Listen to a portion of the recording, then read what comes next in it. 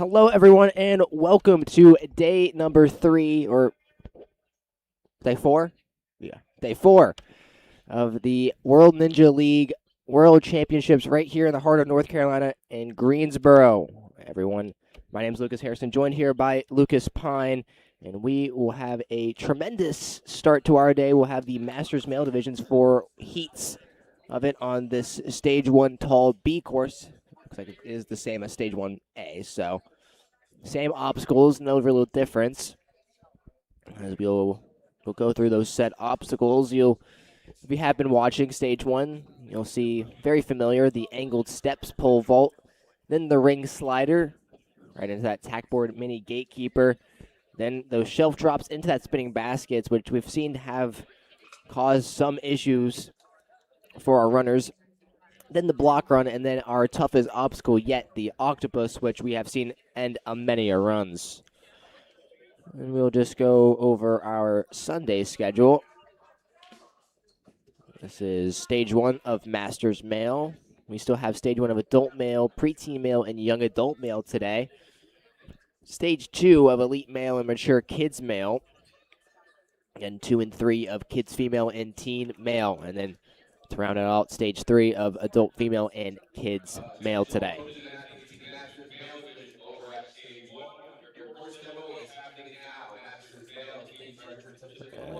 We'll have our course demo coming up here shortly. Also, before we begin, happy Father's Day and a shout out to all the fathers. Big shout out. It looks like we're about to begin our course demo with 1:45 on the clock. As you can see, just making quick work of the angled steps right through the pole vault. Slides perfectly.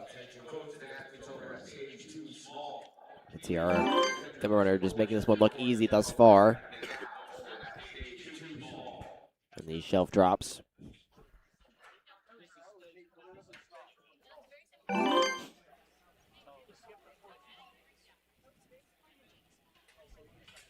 Okay, it looks like they are allowed to grab onto that tack wall. We've seen other divisions, that's not allowed. Gets down, then runs through that block run. And then our final obstacle is our toughest one yet. It's this octopus. We've seen many runs end here yesterday. Fully transitioning from the 1 to 2 on that Lachey. And then different. Barely misses it. Yeah, barely misses it. Slaps the buzzer, but we've seen many different takes. We've seen people grabbing it ahead of time, people just going for it. It's very interesting to see what our competitors will do.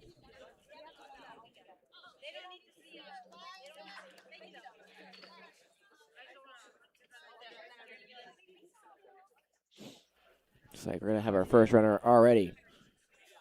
Getting right into it. Once again, everyone. The legendary. Oh, wow, there's 2 course testers today. There's 2. There's 2 absolute legendary course testers, the greatest of all time. Remember that. Where'd the second one come from? That's what I want to know. We love course tester here. But, of course, always gets disqualified. Guys, please. And we're off. Thoughts and prayers with course tester, as it's Christopher Kosobucki from Durham, North Carolina. First person to attack this Stage 1 tall course. Moving very efficiently. Yeah, looking to set the pace here early. Now moving on to these shelf drops. He's just going to link the first one. And he gets off. And with a minute 15, he's going to transition onto the spinning basket. Likes to just use that height and length he has just to swing right onto it. It's another strategy that our ninjas commonly use if they're tall. Oh, able to tiptoe and gets through. Now we'll take the chalk off the mat to the next to him and immediately hop onto the octopus. Now 55 seconds for Christopher. He's still clear up to this point. First transition is true. Now, hardest jump yet. Can he do it? And just barely slips off. Still a great run. He holds on to it for half a second, but it wasn't enough. Yeah, it just slips off. Real tough way to end that one. Looks like he also may have hit his fingers on the octopus. Now Miles Avery from Fletcher, North Carolina. Fletcher, I used to live right next to Fletcher. There you go. I used to go to Fletcher Park all the time. Ooh, talk about Fletcher Park.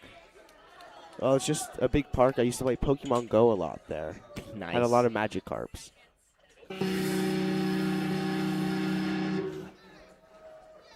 Playing Magic cards outside? Magikarps. Oh, I thought you said Magic. There's a lake there or something? I forget. It's been a while. What was I say? We're not going to get into Pokemon Go this early in the day. We're only 5 minutes in. Who do we have next?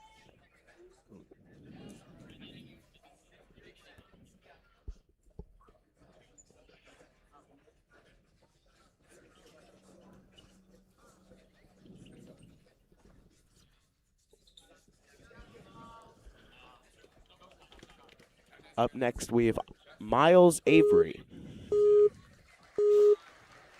He'll start his run. 66 years young. Another fast start. Yeah, struggled on the out through that pole vault, but able to recover well.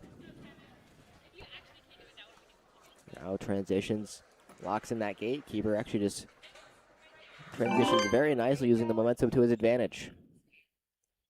Now on the shelf drop. Just to stop his momentum now. We'll try to go all the way through, and we'll be able to. Just skips the last one entirely. Go as high as he can on that tack wall. Using all his power to his advantage. And just swing straight to it. Tiptoes through the blocks. Now on this octopus.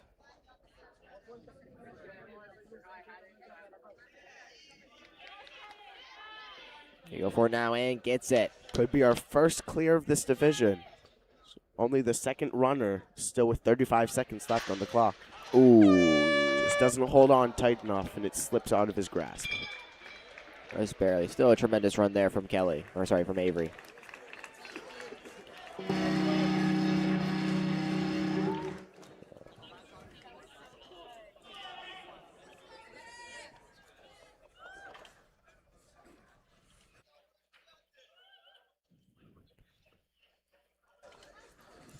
Always just making sure our replay system worked. Now, Rick Kemmerer. Sorry, Kemmerer,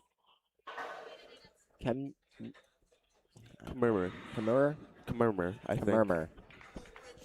I'm going to test it here early. Rick Kemmerer. Looks very excited to start his run. Always love that. The best way to go into one. From West Hartford, Connecticut. The vault forward and slides through very well. Now we'll bounce off, transitions. Oh, nearly slips up, but able to save it. Gets down into safety. Gets ready. Has enough power to get off right now. Ooh, just slips up on that second transition to the self-drop. Still looks like he's going to give the rest of the course his all. We'll see that one more time. You can see going through that one shelf drop and then tries to make that full transition, just fingertips unable to hold on. Now onto the spinning blocks. He gets through swiftly. He's now on the final obstacle, the octopus. Yeah, let's see if he will be our first one to successfully complete the octopus.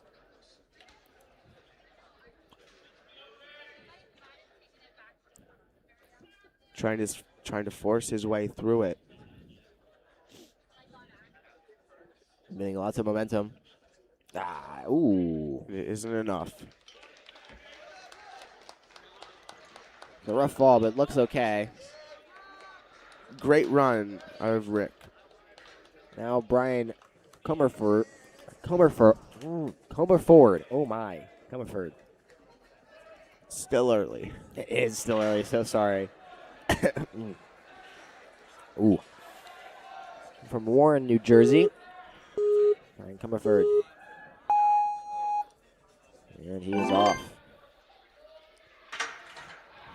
And will transition well. Just one arm slides his way, the rest through the through the ring slider. Very smooth transitions here from Brian. Looks like he's setting for the Lachey. He has enough power to go now. Was able to readjust his hands. Like we were talking about earlier, that clock could play a big factor in this course, depending on how our athletes speed through it. We'll take this wide angle on the slider. Does work out. It's a new strategy that we've seen so far on the basket. Yeah, he's looking to swing right These towards Masters males have came up with. Yeah, not really trusting the full momentum swing of the slider, just electing to grab on with one hand. Basically, Lachey out of it off the spinning basket. Now onto the octopus. He's still clear with 40 seconds left. More than enough time to get through. Building momentum to get to that first jump. Nearly there. Oh, they're just fingertips away. Still in third place so far, though, because he got there very fast. Now Mark Ewer, our next runner.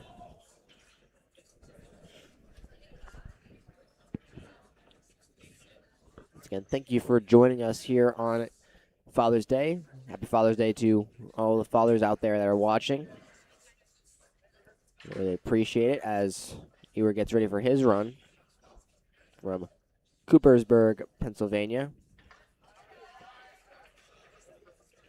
We'll get ready here. And it counts down. He's off.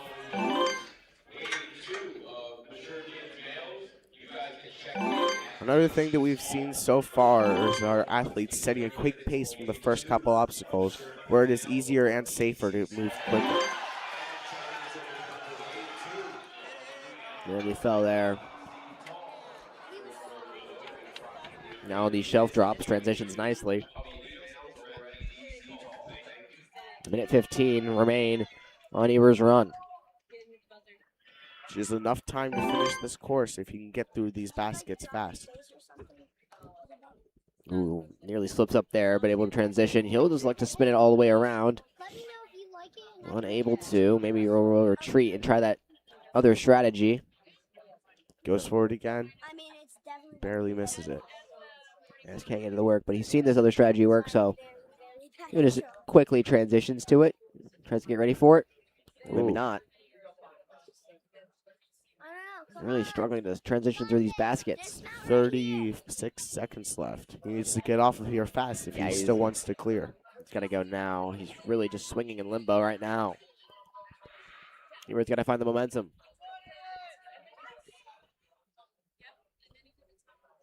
With 20 seconds left, his hope is to get off the baskets and at least make it through the block run. Yeah, he's just got to go now.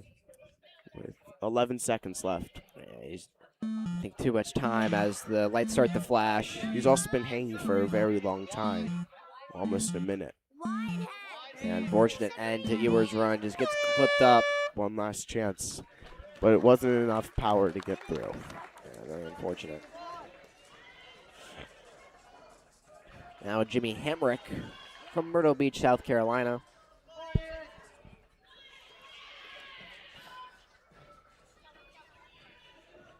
Age 50. Looks ready to conquer this course. Could he be our first clear? We will see. Quickly bouncing through the angled steps. Transitions out of the pole vault into the slider.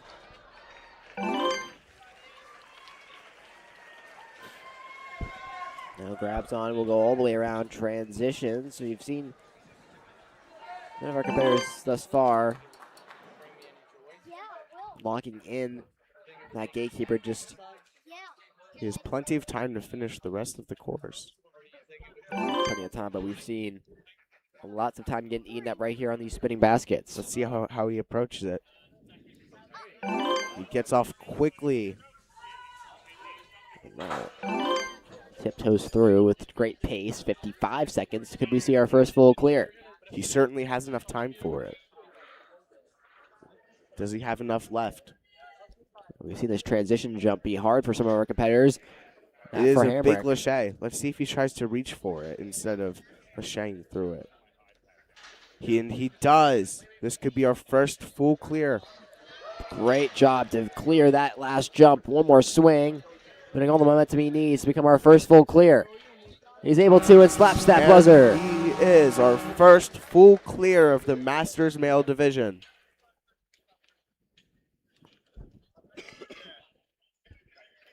Let's see his run. Just able to tiptoe.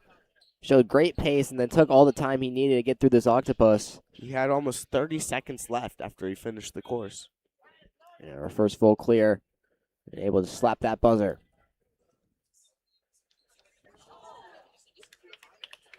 The time of 1 minute 16 seconds is now the time to beat in this Masters Male Division.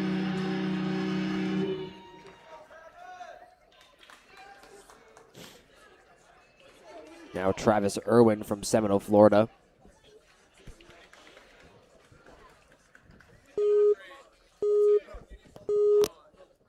He is off.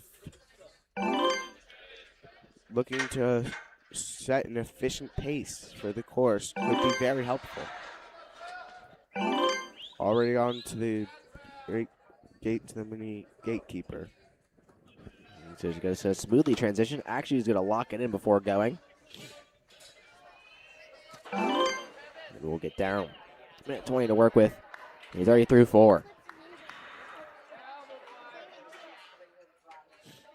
Now these shelf drops, which are still very hard, even though if our competitors are making it look easy. Able to get down now, 1 minute and 5. We'll probably have around a minute as he starts. He has enough time to clear this course, but does he have enough energy left in him? Trying the new meta. Irwin will now transition, just barely able to get the toes in on the edge of the board. Able to stay on it. Tremendous work there from Irwin now. Jocks up with 40 seconds. As he gets ready for our toughest obstacle yet. Needs to get going to have enough time. There's enough time. We're now trying to build momentum. See, large swing. This is a very big lâché. And he gets it. Great work there now. The hardest jump up ahead. Will he grab it ahead of time is the question. He has enough time to. Actually, I think he's just going to go for it. Goes for it and gets it. The time's winding down. 5 seconds. He's got to go now. Oh. Barely steps back on the last ending platform. See if he's okay. Because on the ending platforms, it is a very hard fall. Very rough there. Had it all. Just could not complete that final jump to the buzzer. As the clock was winding down, he just didn't have enough ready yet. Now Jesse Williamson. Still only 1 clear in this division. Yeah, 1 clear through through 6.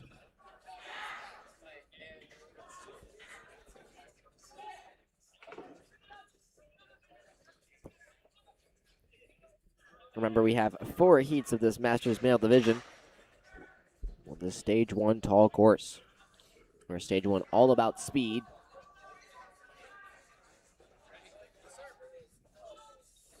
And they are about to set him off. Here is Williamson's run. Pole vaults up nicely. So far, he has a very fast pace. Yeah, setting the pace very well thus far. He's now 1.5 seconds ahead of our current leader.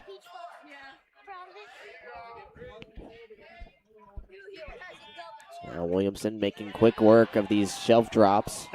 Could be our next and fastest clear so far. We'll have to see. We've seen people get hung up on these spinning baskets. Will Williamson fall victim? Oh! Just doesn't let go fast enough. Tough fall there for Williamson. Had a tremendous run. Just not able to keep the feet on the platform and falls back. Looks like he didn't let go of the wall, so he didn't have enough momentum, and it got rid of all the momentum he had. Oh. Still a wonderful run. Very fast, too. Set the pace for the rest of the athletes for the first couple obstacles. Now Pete Eobbi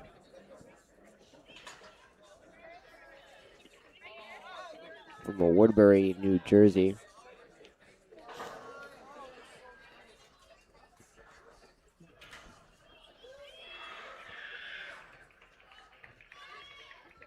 Looks like her course is almost finished resetting.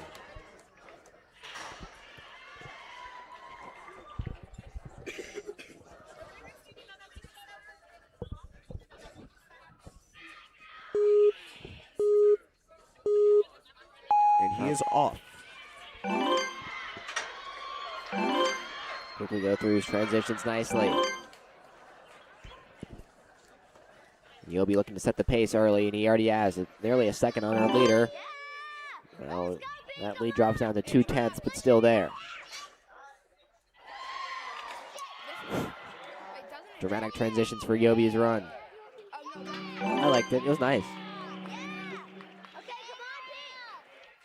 Oh, minute 15. Looking for this new meta that's been established after seeing a run already end, but Eobbi struggling to find momentum, but able to find it. Toe taps in. Now with a minute. Stumbled at that last time, but still gets down safely. Now 55 seconds before he attempts. Will take his time, center himself before attacking this. We even have time for a chalk break if you wanted to. Like saying he doesn't need it. Plenty of time left. 40 seconds left. Plenty of momentum. We'll go for it immediately. Big Link. He has enough. He definitely has enough time to reach, and he does. Grabs it ahead of time. 30 seconds. Just fingertips away. Doesn't have enough power to launch himself fully onto the last octopus. Still a phenomenal and fast run out of Pete. Now Roland Allen from Clinton, South Carolina. He was wearing that's kind of a funny shirt.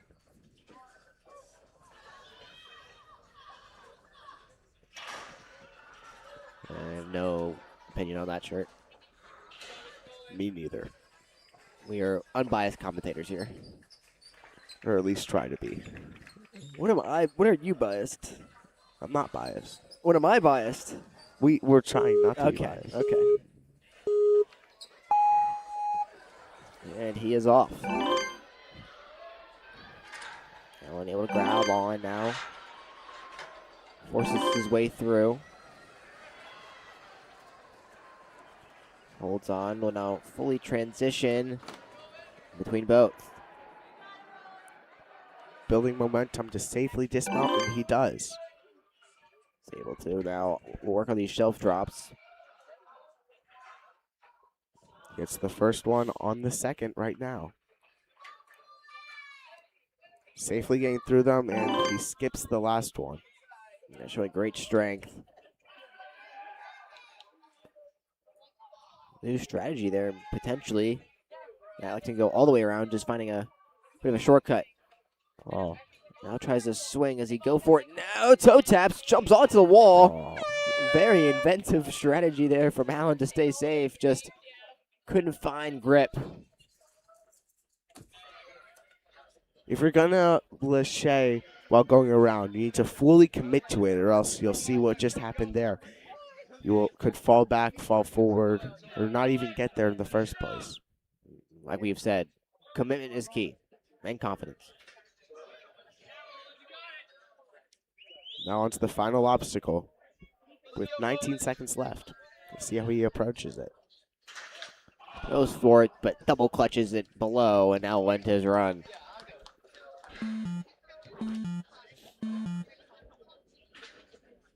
Now Tim Risser from Hatfield, Pennsylvania.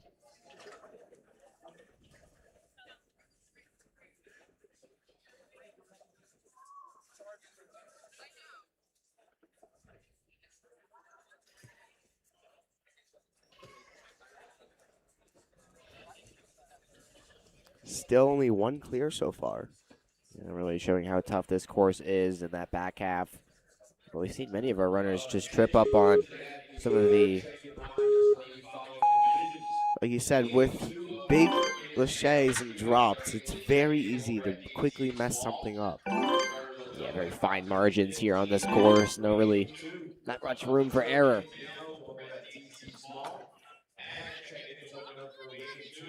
Ooh, go back, and then safely gets through. Jump links off the first shelf drop, now on to the third. Again, skips the falls forward. Because he cleared the plane of the ending platform, he gets the points for the shelf drop, but does not get any points for the next obstacle and fails it. That's unfortunate as he runs through the block run, immediately went through and just falls. Another strategy that people use in Ninja is if you know you're going to fall, you should lunge forward so you clear the plane of the platform and at least get the point from the last obstacle, especially if it's a flow course. Now explain to everyone what a flow course is. A flow course is where you can get 1 point for every obstacle until you fail, where the point's cut off, but you're usually allowed to keep going on to the course, but you don't get anything from it. Which is what these stages are.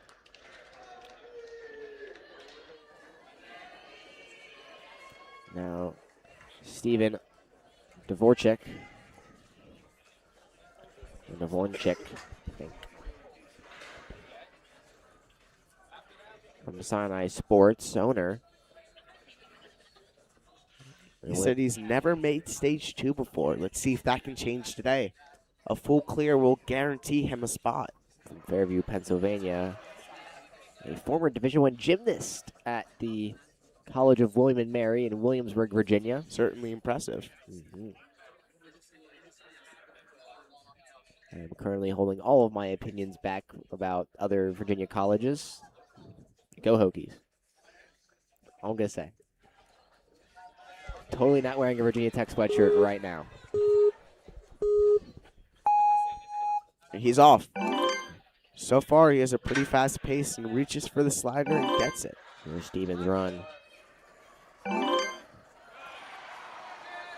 Steffen's run. Steffen making great pace. If only we had more pronunciation guides. I know, dude. Pronunciation guides from now on. I need them. I'm going to write a letter to W&L asking for it to be required. Required pronunciation guides from now on. If you are hearing us, please. Required pronunciation guides.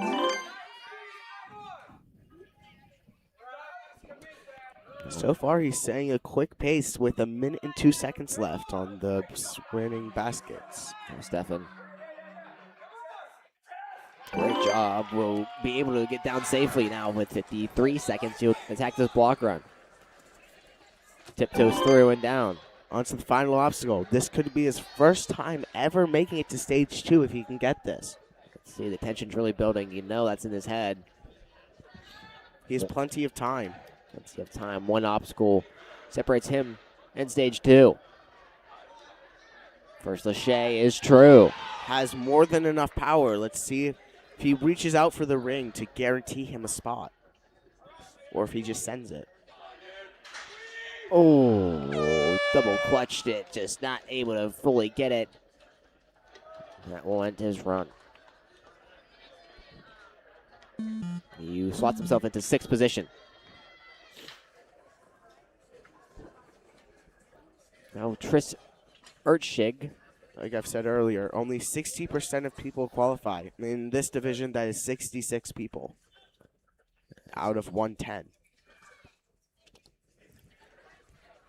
Utschig next up. From Marietta, Georgia. Still only one clear.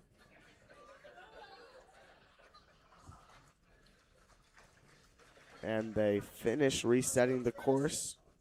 And once again, thank you to our course team making this possible, resetting our obstacles. And he's off.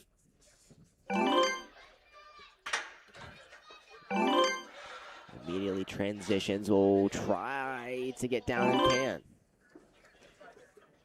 Stumble steps, but making smooth work of everything thus far. Jumps back, resets himself to guarantee his safety onto the platform. A very smart approach if you're falling back. We've seen that strategy used a couple times already in this division, and it has worked every time. Immediately vaults forward a minute 10 to work on this rest of the course.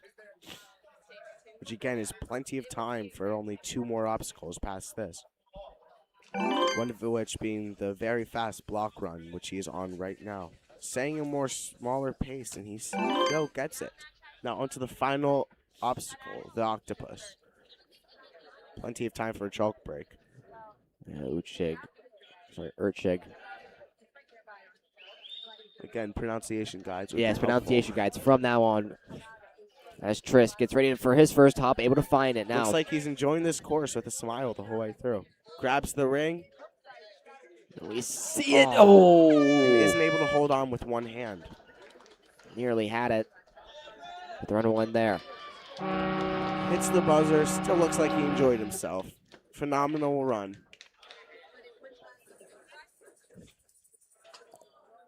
And great sportsmanship.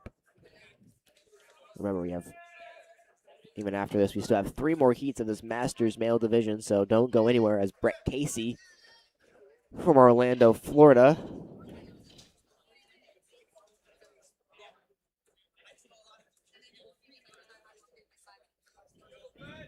And looks like we are finishing resetting and about to send him off to the course. He's a father of 4 ninjas.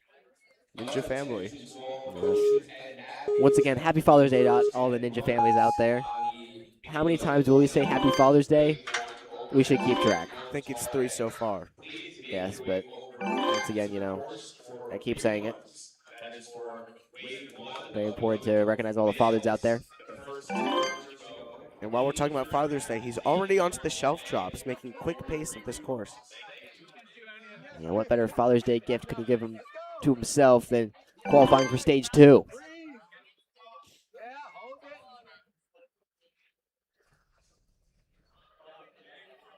Working through this course thus far very well. Now we'll tiptoe into safety now. Octopus, the final one. More than enough time with 50 seconds left on the clock. That's it. Something falls off. I think that's his athlete band. No, that wasn't his athlete. I think that was his coach band. Oh, well, his coach band. Luckily, that's the one that falls off because he doesn't need it right now. One more jump away from qualification. Looking to be our second clear, and he is. Second clear of the Masters male division. Sent him a guaranteed spot in stage 2. See this final jump, just immediately goes for it, doesn't grab it ahead of time, and qualifies for stage 2. High-fiving all the people out there in the crowds.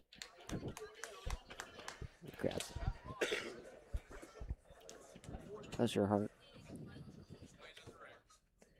It's too early. All right. From Charlotte, Vermont. Still's only 8:30. That's still too early. As we have Paul Lord, who currently has my favorite last name thus far. Imagine if your last name was just Lord. It's a great last name. Everyone would be like, oh, Mr. Lord. I'm sorry if I'm Mr. Lord. I'd love to hear that. Happy Father's Day, Mr. Lord. That's 4. I'm actually going to keep a tally of this. Where's my pen? Oh, you got it? Okay. Yeah. I also do need my notebook anyways, so. Oh, I just looked at my watch even though it's been dead for like a day now. And he is off. Once again from Charlotte, Vermont, not Charlotte, North Carolina. Which you would think would be more common right here in Greensboro. You want to get down. Playing a safe approach to this course. That goes all the way around the minute 25. He has plenty of time. This could be a well-worth strategy. That's one thing we realized, that there's plenty of time in this minute 35 time limit for our competitors to work through. Crowd getting behind Paul. There's a lot of let's go Pauls in the crowd. With a minute left right here. Now trying to go. Although the faster you are also sets you in a better spot, because it's whoever gets the furthest the fastest does better. That is true. And once again, full clears guarantee you to stage number 2. He gets the dismount off the spinning basket. But another thing that also another thing that can get you to stage 2 is just being the fastest, without hitting that full clear. Moore's current run is going to require him 25 seconds left. He'll need to move quickly through this octopus if he wants a full clear. 20 seconds of time now, starting to creep up behind him. 15 seconds left. He's got to go now. Does and grabs it. He has enough time to reach if he goes right now, and he does. Oh, a tough fall. Slings backward. It looks like he's okay. Again, it's hard to hang on with your whole body with 2 hands, but it's even harder to hang on with 1 hand. It requires a lot of grip strength and just strength in general.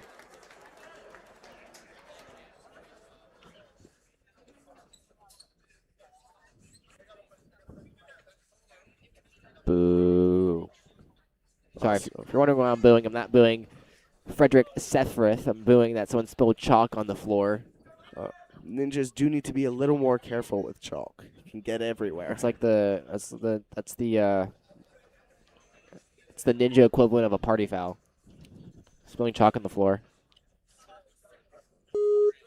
It's worse when it gets on people. Yeah.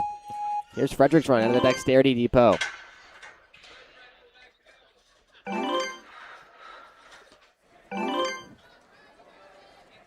In his bio, it says he's 57 years old and that he loves his wife over 30 years. Shout out Jennifer. Plenty of time. And happy Father's Day to him. Yeah, that's now 5, baby. He actually has 2 adult sons, so.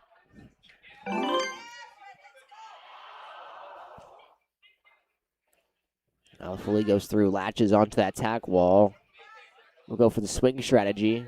Let's get that one more backswing before he goes. And he gets it. Now on to the spinning blocks. Block run. Yeah, we've seen that landing kind of be tough. Off the spinning baskets? Yeah, off that kind of spinning basket, tack wall, jump. Another reason why it's tough is people can hit their back while they're going or coming back into it on the tack board. You can mess up your swing. And he's already on the second octopus, looking to make it to the third. Looks like he's about to full send it. Yeah, it's plenty of momentum. Goes for it and gets it. Now the last jump ahead. Could be our third full clear. Plenty of time to build as much swing as he can. And he does. Our third full clear of the Masters Male Division. Tremendous work. Another full ride to stage 2. Guaranteed spot. Yeah, last jump just slaps that buzzer. Relief on the face.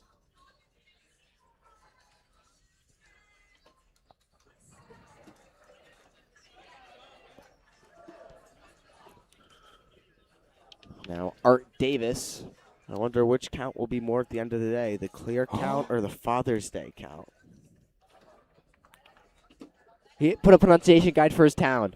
This is my favorite runner thus far. A pronunciation guide in the bio from Scatacoke, New York. Scatacoke, New York.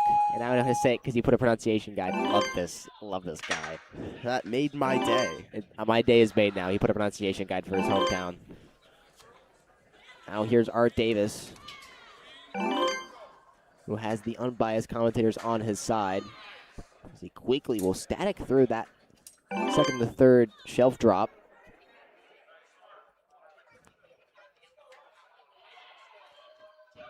Nearly slips up. And it looks like he will fall backwards, but does complete the spinning baskets. Unfortunate for Davis. Now onto the final obstacle with the octopus. As you see, he lunged himself forward so he could at least clear the spinning baskets. They said that's something that ninjas use commonly. Yeah, just barely didn't have Hard that one. fall. Good run out of Art Davis, though. Tremendous run. He's a optical engineer. But he would have also put a pronunciation guide for his name if it wasn't as easy as it was. Yeah. I don't think we can mess this one up, as we have Phil Barbeau from Durham, North Carolina. He doesn't need a pronunciation guide. That's easy. Yeah.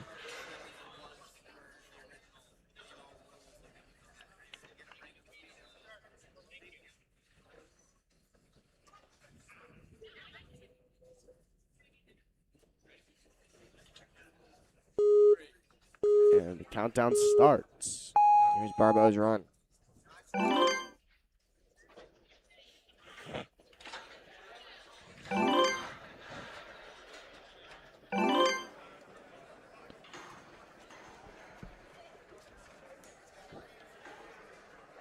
Great pace thus far is Barbeau. With 1:25 left on the clock, he jump links off the first shelf, now onto the third, and he looks to dismount.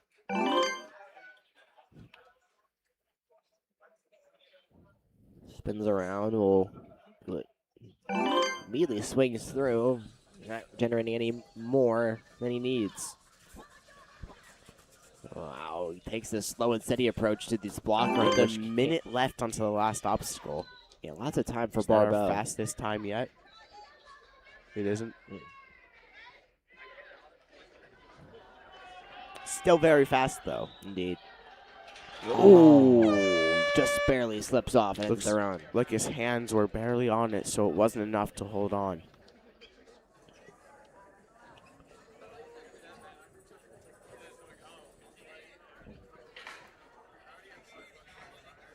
Now Nelson Thachuk. Thachuk? Could be Thachuk. I think we go with Thachuk. Thachuk. Again, this one doesn't start with C, but pronunciation guides are key. Yeah, pronunciation guides are key for Nelson Thachuk from Cedar Park, Texas.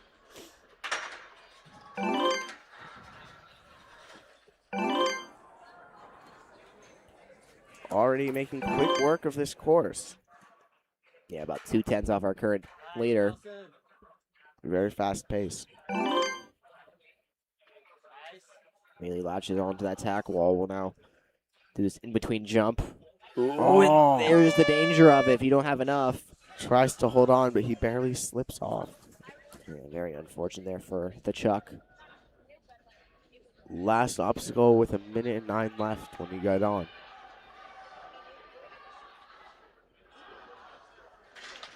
Oh, just barely slips misses it. off.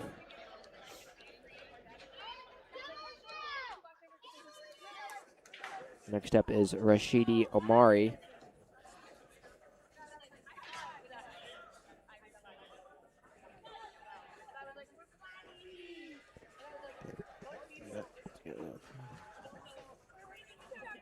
Oh, great. Oh.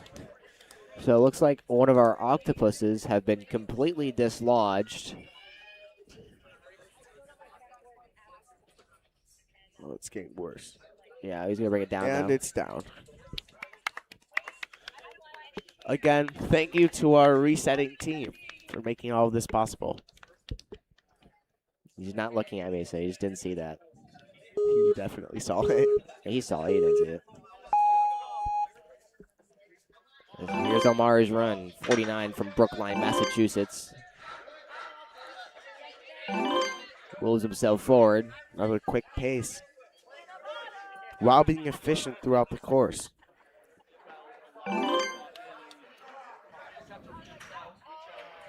It's down, now we'll transition very well. Uses one swing in total on the shelves. A tad bit off the base. He'll go for this immediate swing and dismount, and it's able to work out for Omari. Already down. Now he's 2.9 seconds ahead of our current leader. Goes for safety by getting chalk and over speed. which is a well worth strategy for stage 1 to try and get to stage 2 guaranteed. Only 3 all clears thus far. Will Omari become our 4th? What strategy will he go with? Will he grab it ahead of time or just full send? Full send and gets it! Could be our 4th full clear of this division. Goes for it now! Slaps that buzzer! Plenty of swing left. Good job to him. Very hype and excited, and it's good enough for second place. Only 0.02 of a second behind first. If he didn't chalk up, he would have been faster. A lot of things, if he did it, yes. He all cleared though. But he did clear, maybe because he did have chalk. So, never know. a lot of things to take into consideration. Now Nicholas Parker from Marietta, Georgia. See Omari's run. Georgia.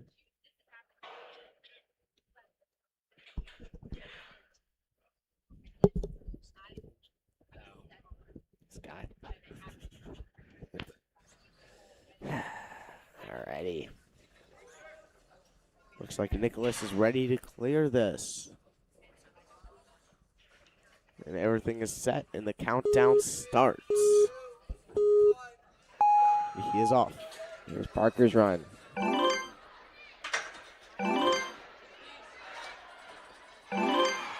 Quick work of this early half. Immediately, Lachey's off the bar before it is even fully in.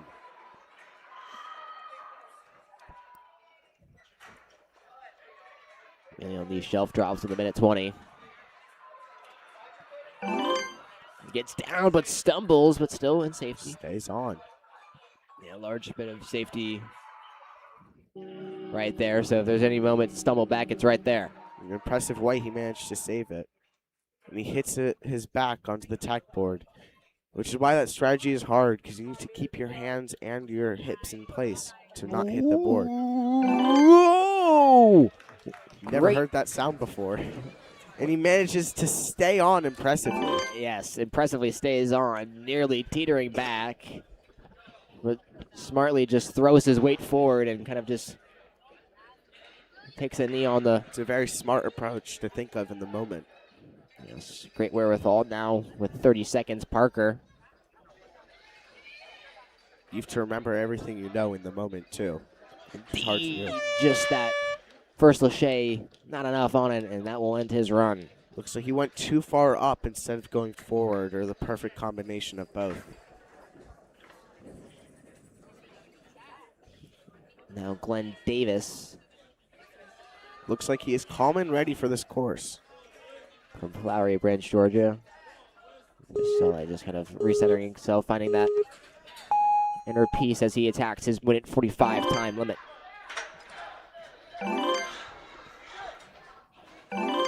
It's not cutting. Ewer now transitions well. Trying to get into safety, will take one more swing and then safely drops down. Now, working on these shelf drops, gets down. Spinning basket immediately to the wall in between. Will he go for this in between swing or go fully around? Looks like he'll go for this in between swing. And he gets it. Manages to stay on. That is a thin platform that's hard to stay on. Very thin platform. We've seen some people struggle with it. Now on to the final obstacle. Here's Davis. 50 seconds to work with. Plenty of time. Gonna go for it now. Does it with ease, building tremendous momentum and a few amount of swings. Hardest jump ahead.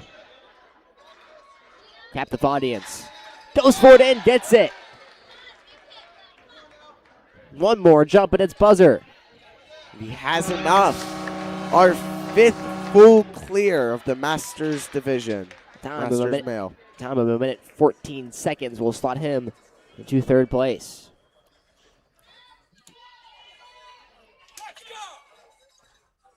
Oh.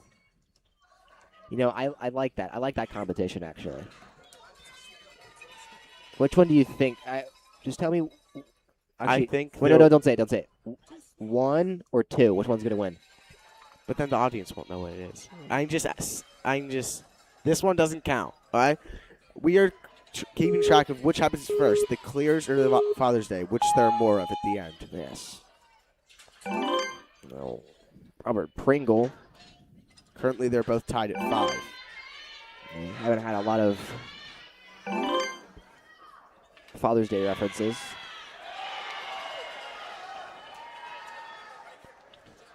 As Pringle still working through this run, 41 from Beechwood, New Jersey.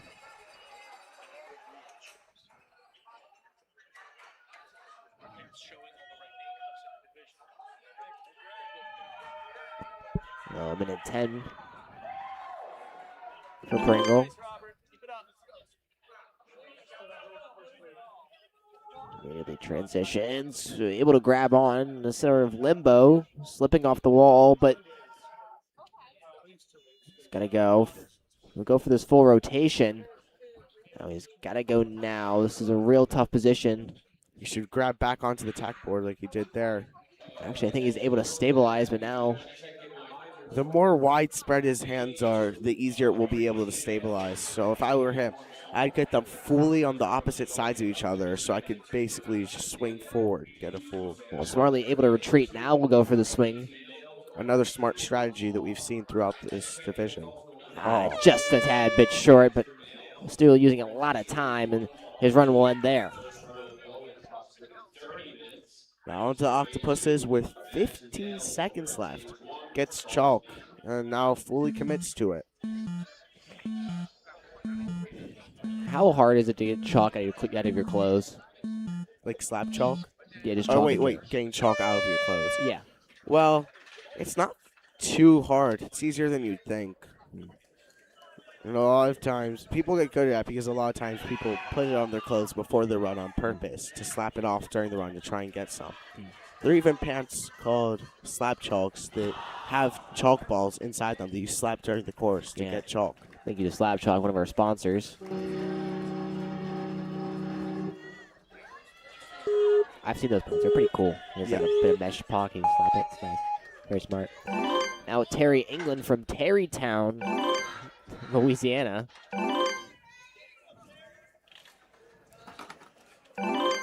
That's in a very efficient and fast pace so far.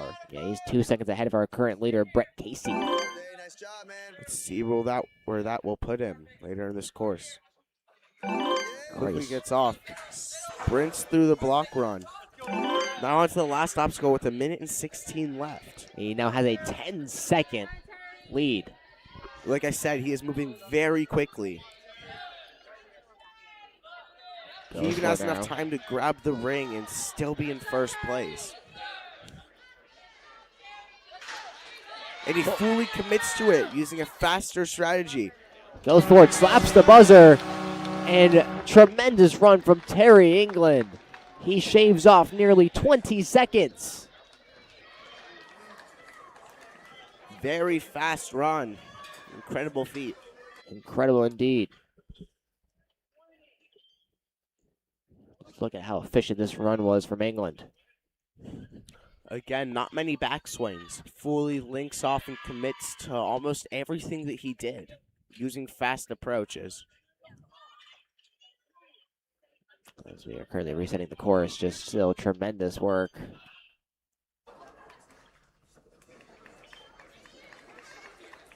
Now Jeff Wadzinski.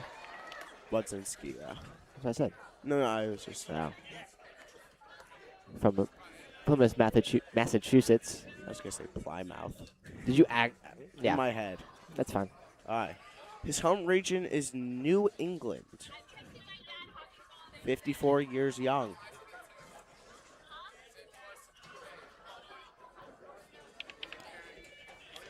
From Ascend. Yeah, we are off.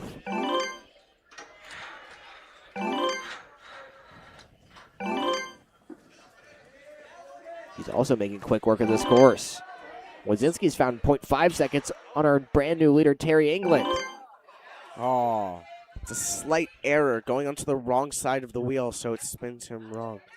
But still moving very fast. Might be able to recover that 0.5 that he just lost. Lost around a second right there, but still flying. He needs to fully commit to it if he wants to beat the time. Oh! A tremendous time from Wadzinski. It's just unable to get the right grip on the ring, and the run will end. Still a very fast run. One of the fastest non-clears so far. Now Jeffrey Beam, we'll go Beam, from Chaplin, South Carolina, wearing a referee's shirt in his headshot, so I'm going to say it's safe to assume that he's a referee. Yeah. Also competes in the Southeast region. And the countdown starts. And Beam is off. 2 hands right down, man. Another very fast pace that he's setting.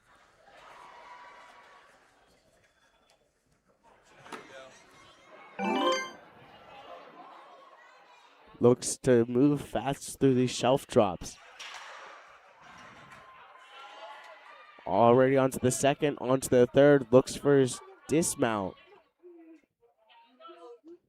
And he dismounts. Now onto the spinning baskets. Yeah, Beam making tremendous pace. He's on pace with our usual finishers currently. Terry England's 50.67 has a 20-second gap. And he has plenty of time to finish, too. Using some of this to make sure he gets this jump safely. It does. Now fast through the block run. Our fastest obstacle on this course so far. Now let's see how he approaches this with 35 seconds left.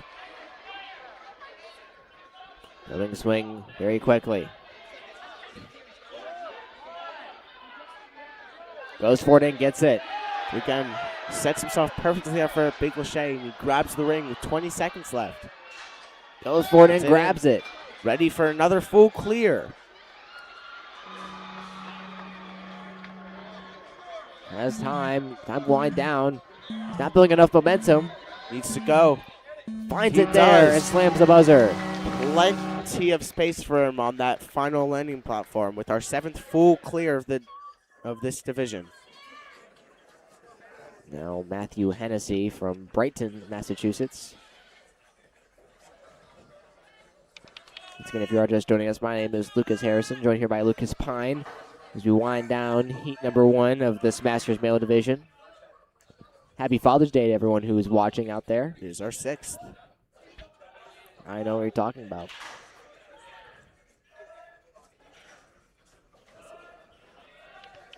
And they finish resetting the course, and he is about to go with the countdown starting right now.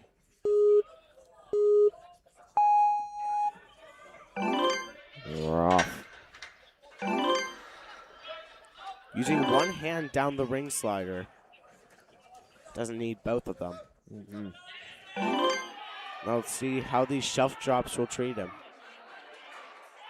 Gets the first one, now onto the third. Looks for an easy dismount, and he gets it. And Hennessy making great time. Finding pace where he needs it. Now into the block run, he sprints through. Successfully gets on, saving himself. Oh, but he falls backwards. That's very unfortunate there. Now, working on this octopus after his run ended. He still got to the last obstacle pretty fast. Yeah, very quick pace for 9th. Ooh, just unable to get the grip currently. Fall off, but still great run and speed. Now James Ayers. We only have 3 more competitors, but don't go anywhere because we still have 3 more full waves after this. Indeed. Indubitably. That's a good word. It's the word of the day. Yes, Yesterday was determined, now it's indubitably today. Indubitably, indubitably, indubitably, indubitably. Now out of the Syracuse Ninja Barracks from Camillus, New York. It's James Ayers. From the Midwest region. Yeah, why? It's actually something I've wondered. Why are people in New York going to the Midwest for their runs? It's their home region. Yeah, but wouldn't they be in the New England region? It depends what they're considering their hometown, where they currently live or where they were born, where they grew up. Oh, that is true. Now quickly bouncing through.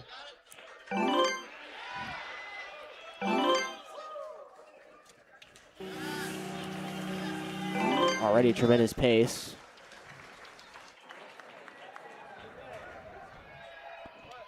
As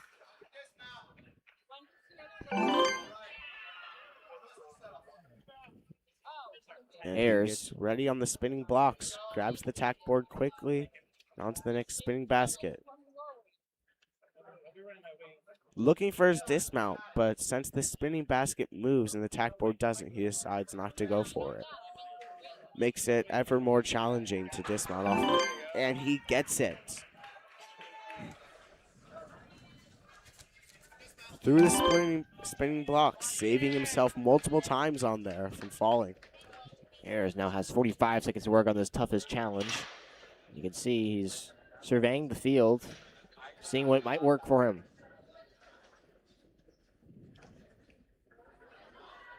Ayers swinging. He makes this tough first jump and does. Now the hardest one up ahead. Doesn't get much easier. He could reach for it. He has 26 seconds left. Let's see how he approaches this. Looks like he's going to full send it. He does. He had it clipped, just unable to grab on.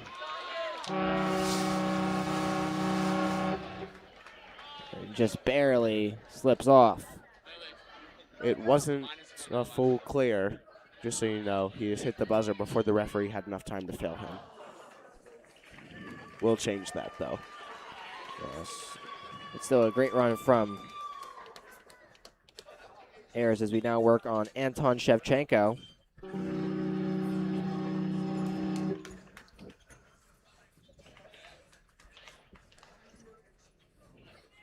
From Attleboro, Massachusetts.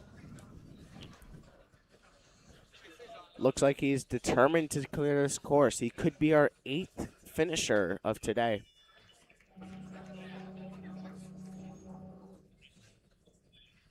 Says it feels, anytime on a ninja obstacle, it feels as fun as being a kid on a playground. Says he looks forward and likes getting back into competition after he tore his MCL last April. Yeah, very rough injury to recover from any knee injury. Now, showing great pace.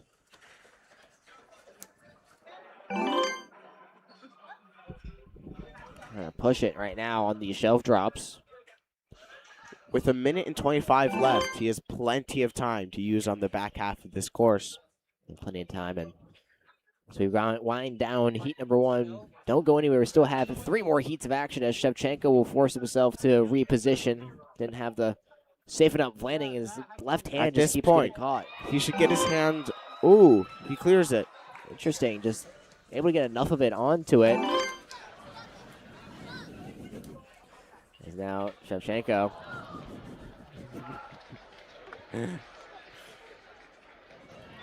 Getting ready for this first octopus.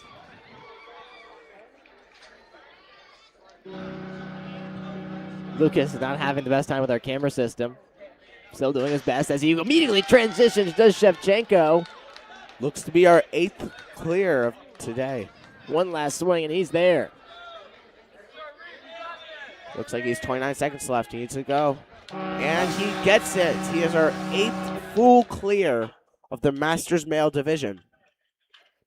Phenomenal run there from Shevchenko, just seeing that transition very nicely.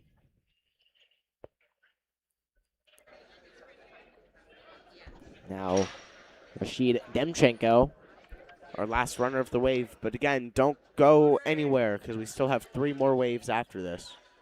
You do not know where Demchenko is? Might not be here.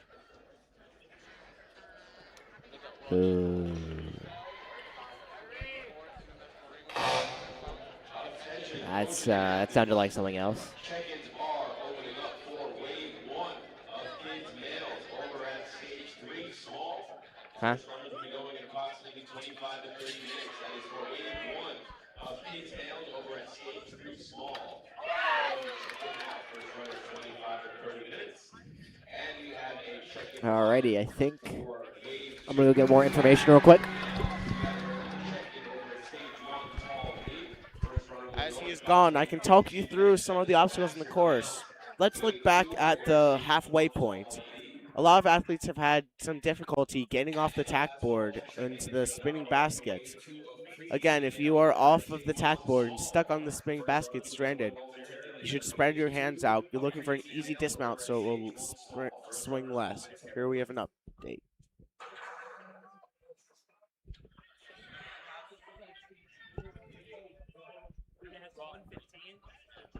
Still working. Looks like there could be an error in the system. Again, this is an 8 obstacle course. I have just found out that he is currently not here. So we will end heat number 1 right here. We'll have I would say around a 10-minute break before we transition to heat number 2. Do not go anywhere.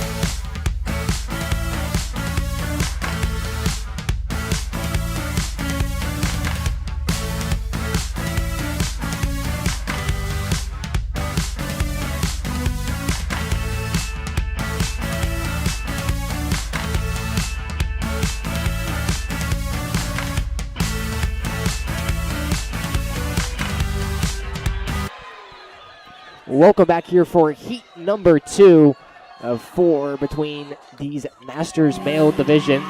If you are just joining us, you can see in the bottom our current leaderboard, Terry England setting the pace with a time nearly sub 50 of 50.67. And Jordan Baker is about to be on right now. Just started. From Flemington, New Jersey.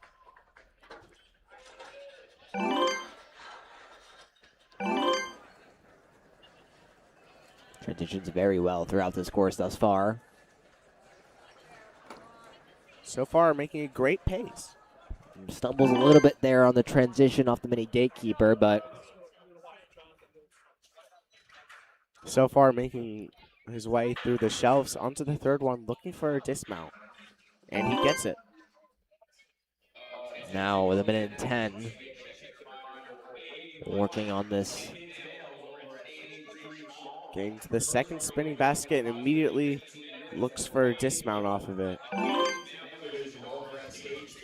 Running through that block run now onto this final obstacle. 55 seconds. We'll get some chalk from his coach before attacks. Plenty of time for chalk, and he could even reach for the ring on the second octopus with how much time he has left. Instead of fully committing. Let's see what strategy he imposes. His first jump, we've seen trip up a couple people. Not Baker, though. Another wristband fell off. Which one was? Oh, it was the coach's band. See, currently they're 1 for 1 when that happens. Will it now be 2 for 2? Goes for it and gets it. Must be a good luck charm. I know. Once you lose that coach's band, it fully frees up the athlete in you. He gets it. And another full clear. Our first run of wave 2 is our 9th full clear. Tremendous work. Must get rid of the coach in you and make it fully athlete. Exactly. That's what I'm saying. Okay. Now we're on to Shane Frank.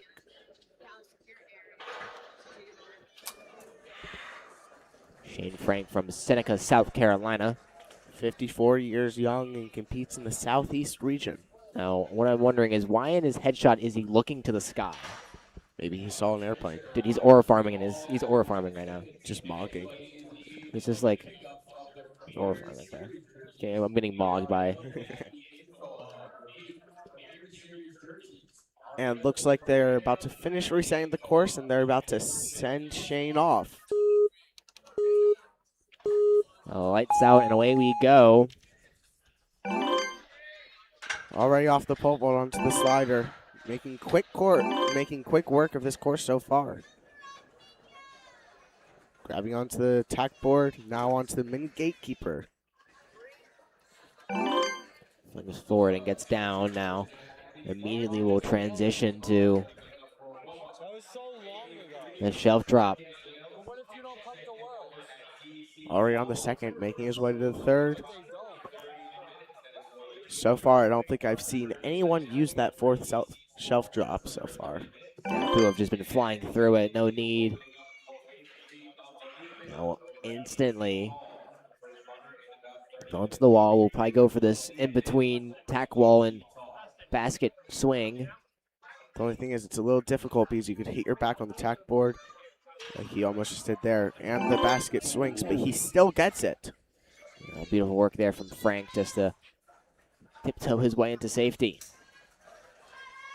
Now we'll slowly walk through that block run now with 35 seconds. Still time to do this octopus, but not plenty of it. He wants to get going right now. Calming himself beforehand, and he is off on the final obstacle. Let's see if he can be our 10th full clear of this division. Yeah, no point of return for Shane Frank. Gotta go now, and does, but just slips off.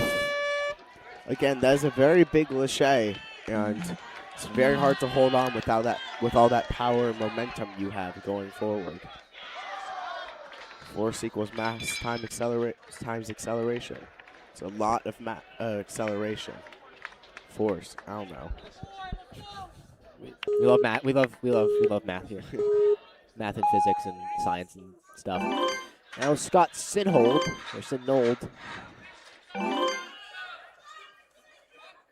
It's force equals mass times acceleration. There it is. I don't take science classes anymore, so. And already on the halfway point with 1:20 left. Moving very swiftly throughout this course.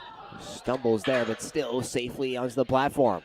Instantly flying through, only 9/10 of a second behind our current leader, England. Will we see a new pace being set here by Scott? See if he grabs the ringside and he fully commits to it. Looking to be our 10th full clear of this division, and he is. A new first place is in town. Scott Synold, the time of First place. 43.59, Very fast. finds 7 seconds on Terry England's. Now we'll immediately go into John Hegerty's run, who is wearing a Whitney Houston. He says he is Cut a off. father of 3 children. Happy Father's Day to him. Yes, happy Father's Day to everyone. Father of 3 children. Or 7th. I know I did. Okay, good.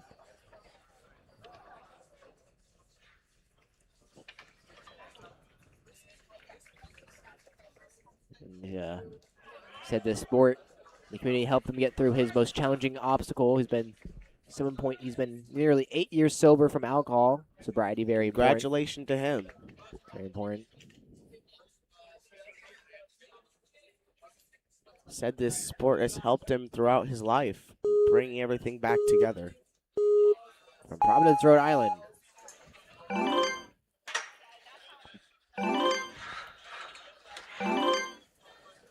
Making quick work of this course. Could we see another new top 1? He's doing a great job right now. He's flying.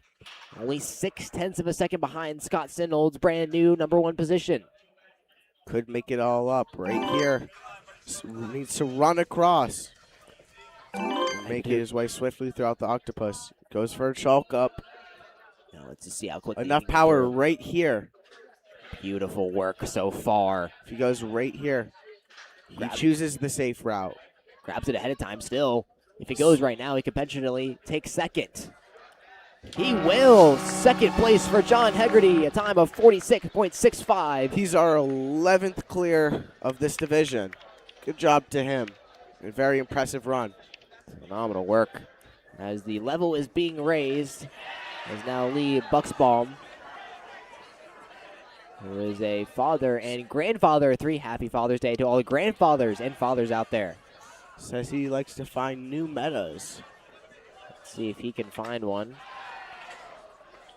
He says his hobbies including woodworking, laser engraving, 3D printing, and collecting vintage Star Wars memorabilia. It's new. A lot of Various hobbies and activities that these ninjas compete in. I would say it's like the most dad hobbies ever though. I'm not saying they're bad hobbies, they sound cool. I like 3D printing. It's fun. Yeah, I have a 3D printer. They're very cool. You can do anything. I remember I printed in middle school, it was like a golf ball, but it was like a spike. It was like a spiked golf ball. Well, okay, I wanted it to be like a giant spike ball from like Mario, but they wouldn't have And enough. he's room. already onto the shelf drops. Well, we're talking about 3D printing. This is more important. I'm joking. From Dallastown, Pennsylvania. You can see in stage 2, the pace has Jumps already been straight to the tack board instead of using the first spinning basket.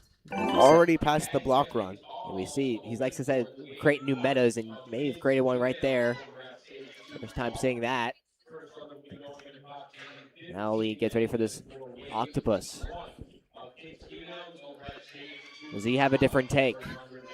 With 50 seconds left, he has plenty of time to even reach for the ring or fully commit to it, whichever he decides. Team Kinetic Ninja Warrior will grab it ahead of time. Oh, and just falls off. You can see the grimace on his face. His arm, he knew it was He's able giving to out. He slips off because it was very hard to hold on to that octopus with one of his hands.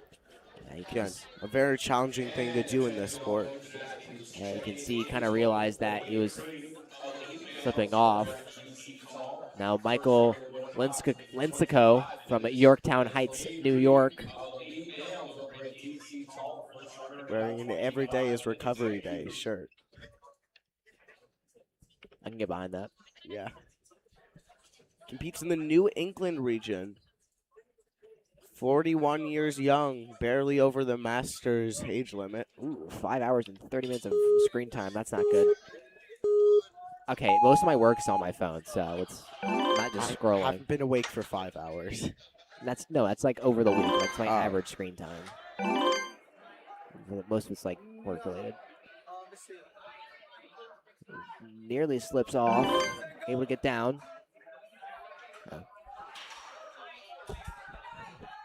Making quick work of these shelf drops.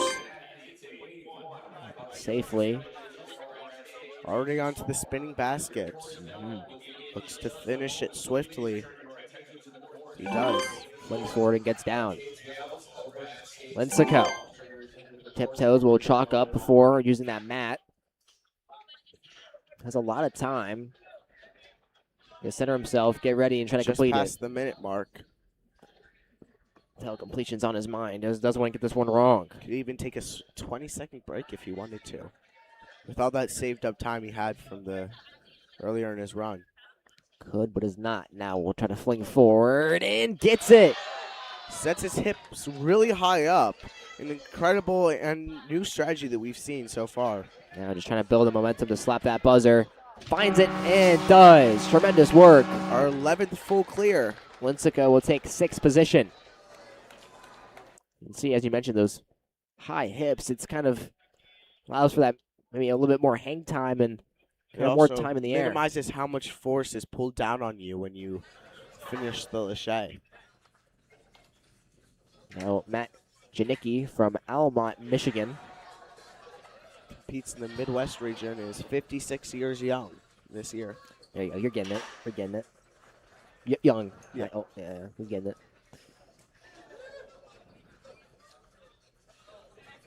Not even that old. No.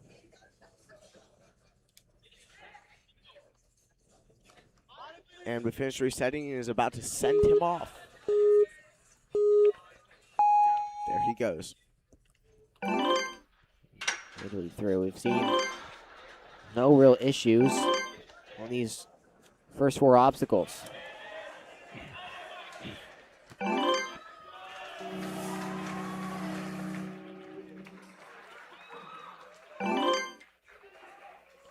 There he is on the spinning baskets. Able to get off, and he sticks the landing. Yeah, we've seen that in between tack wall and basket swing. A minute and 10 left. Much more popular than just swinging all the way around. Now immediately onto this octopus, making great time thus far. He wants a top 3 finish. Can he Great produce? lache. Grabs the ring. Gets ready. Maybe he's just trying to go for the immediate transition. We'll hook it on. Trying to fully static it, which means reach out for it instead of lacheing towards it. And beautiful work. One arms Saves it. it with his one arm. Another incredible feat for ninjas. Tremendous strength. Swing forward and slaps that buzzer. 6 save Sunday. Look at that. Just one arms it. Beautiful work. He's our 13th clear of the day Now, of this division. Mike Montecup from Woodstock, Georgia.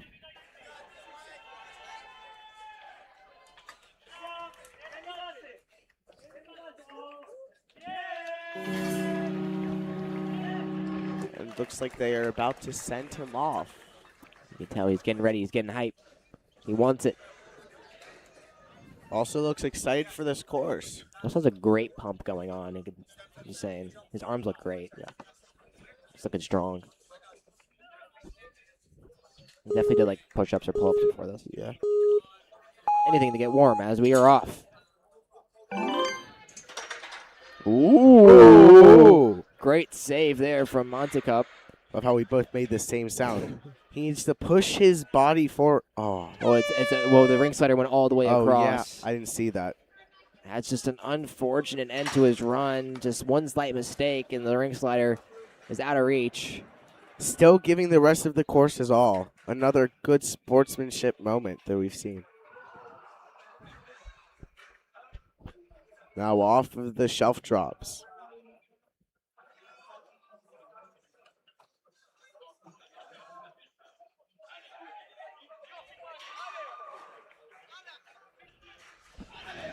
Now on the block run, gets off now on the final octopus. See if he can get this. I imagine he would want to full send it because he has nothing to lose yet. Showing off his talents.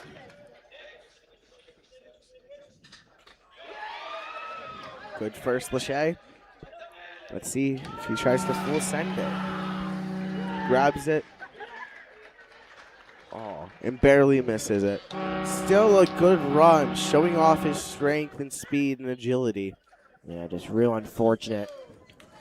The mistake that could happen to anybody at the beginning. Now, Jay Lang from Syracuse, New York. Home of Syracuse University. With all of our staff members wearing orange staff shirts, we look like a bunch of Syracuse fans. But remember, go Hokies.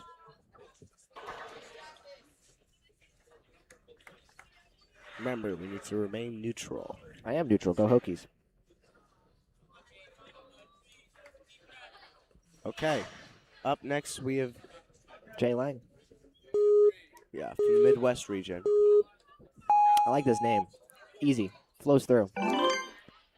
No pronunciation guide needed. Exactly. Remember, if you have a hard name and you know it, pronunciation guide, please. You will become broadcaster's favorite instantly. Now on the mini gatekeeper, already looking for the dismount, and he gets it. Yeah, making very easy transitions. Will take a little bit of time before attacking the shelf drops. With a minute and 20 left, time is something that he has plenty of. Gets through on the third one and is off already. Another point.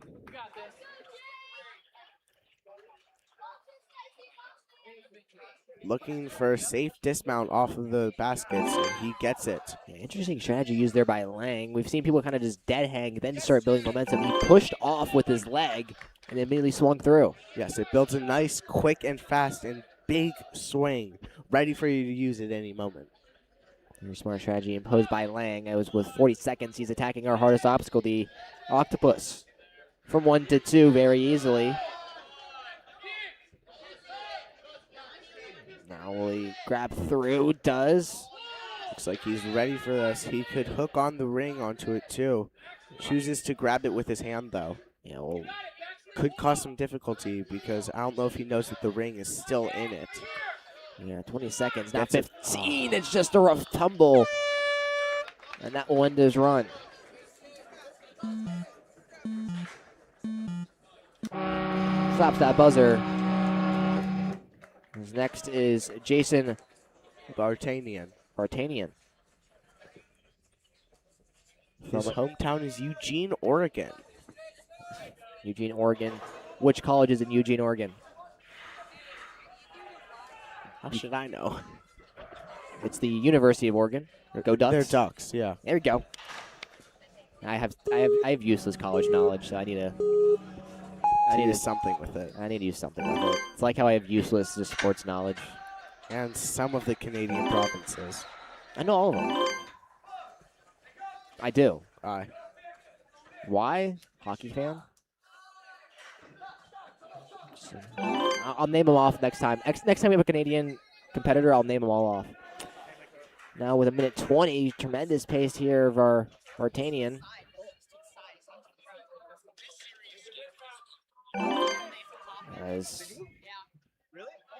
Sorry, one of our employees just walked by blasting things out of their phone. Sorry if you heard that. Now trying to get through. 1 to 2. You can see that dead hang strategy just barely tiptoes into safety. Now 55 seconds as he blasts through the block run. We'll have 50 seconds to focus on the octopus. It is a very challenging final obstacle where athletes want to have as much time as they can. Can prove to be very useful. There he goes.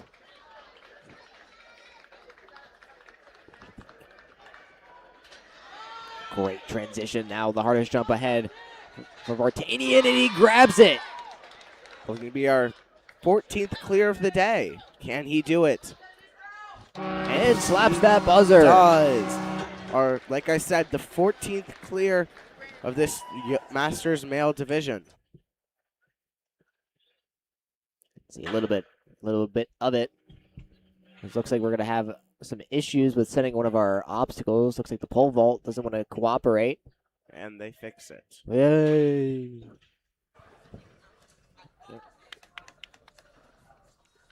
Up next, we have B.J. Robinson Yes, from sir. Holiday, Florida. Competes in the Southeast region. Yeah, can't get worse south than Florida. What? Like geography is right. Oh. I'm not saying like. Just saying. Competes in a jungle gym, ninja gym. It's still early in the morning. Oh, I'm always going to say it's early in the morning, even though it's going to be like 1 p.m. when I say that.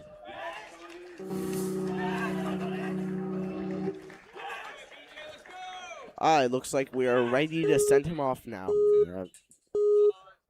BJ giving the nod that he's ready, and he is off. Moving swiftly throughout this course.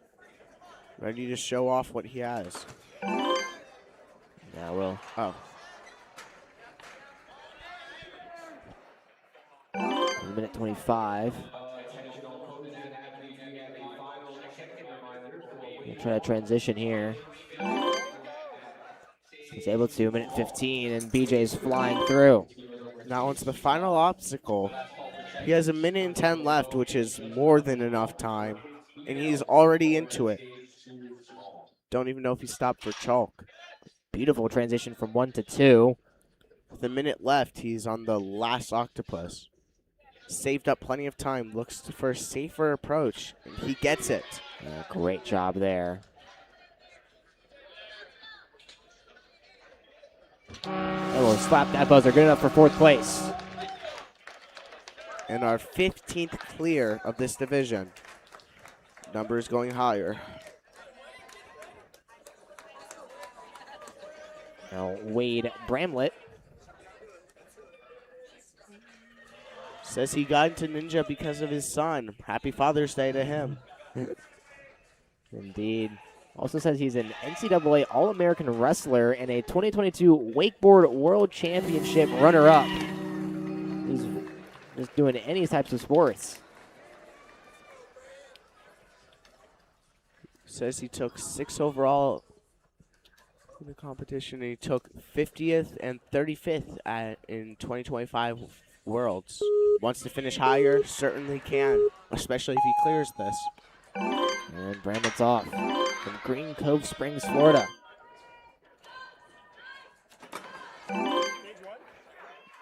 Running fast through the course, he could have his eyes on the new top 1 spot. And just staticking through that shelf drop will now make the transition. Swings through, able to get down safely. Already onto the last obstacle with almost a minute and 20 left. He's 5/10 ahead of our current leader. Fully sending it. Looks like he's just going to full send it here too. Ooh, and he grabs the ring, choosing safety over time. No, See, just barely missing out. Trips up on the launch, and that will end his run. still a phenomenal run out of Wade. And a reminder to all coaches and athletes to wave 3 of mature kids males over at DC Small. Checking is over for you guys over there. First run will be in about 10 minutes. That is for wave 3. Looks like he is off the course. Good job to him. Good job, Wade.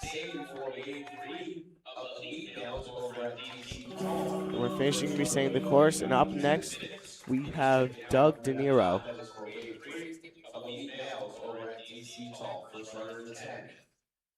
From Fayetteville, New York. That's it. Competes in the Midwest region, 45 years young, and he is off. Quickly runs through.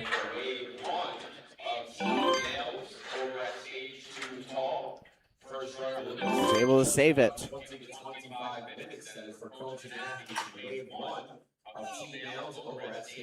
Alrighty, just making tremendous paces. De Niro. Minute 20.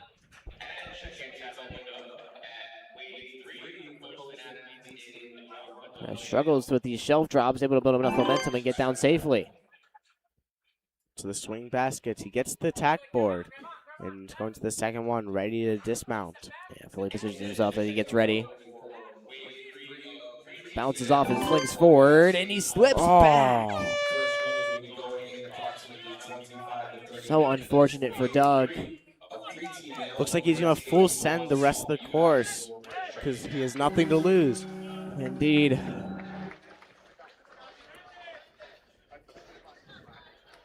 Now currently working through this first octopus, now second octopus jump.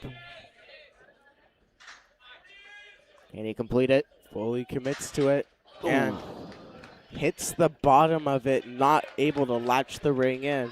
Still a fast and phenomenal run out of Doug De Niro.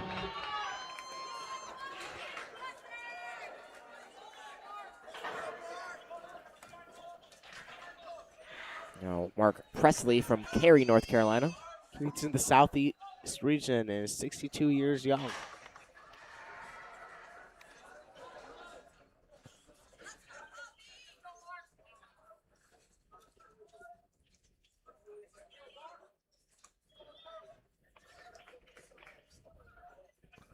It looks like we finished resetting the course and the countdown starts. And is off. Now will slide through, gets down. Showing off his speed on this course so far. There's a lot of it. We'll transition through these first four. Now on these shelf drops. Makes it through now onto the spinning baskets. Looks like he needs to latch on his hands. Widening his grip to get a better grip on it. Great Now job there to reposition. onto the last spinning basket, and he gets off safely. An amazing save. Now into the final obstacle with a minute left. Really going to vault forward and just barely off, and that will end the run for Mark Presley. Still a very fast and phenomenal run of Mark Presley.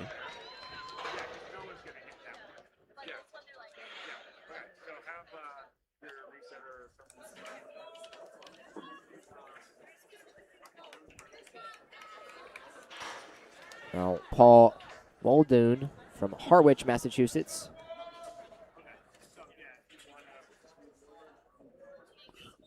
Competes in the New England region and looks determined and ready to conquer this course. Could he be our 16th clear of this Masters male division? We will see now. Quickly bouncing through immediately onto that pole vault. Transitions nicely. Bounces off and making tremendous time.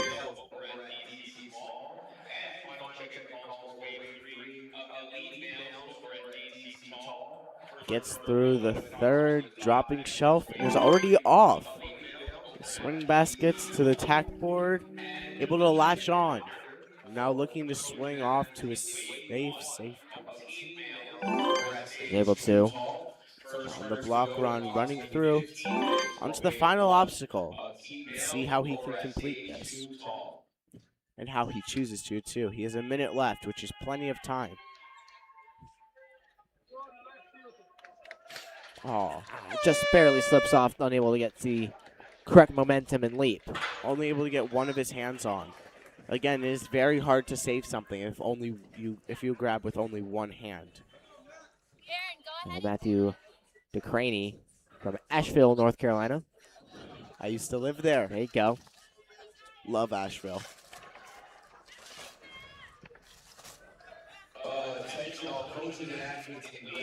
Deep breaths here for Matthew as he gets ready. Competes in the Southeast Division. First run will be in about 30 minutes for wave 3 of young adult males over at stage 1, tall A. First run in about 30 minutes.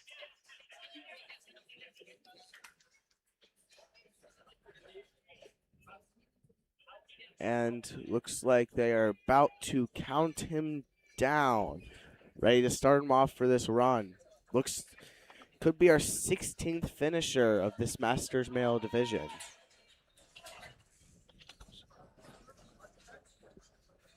Looks like they're about to count him off right now then.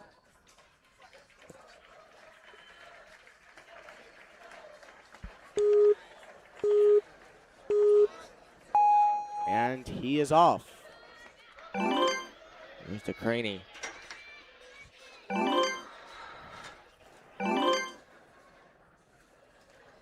Already on to the mini gatekeeper. Dismount safely. Minute 30. Craney making tremendous pace. At the halfway point, around a minute and 20 seconds. Very fast time. Looks like he has his eyes on clearing.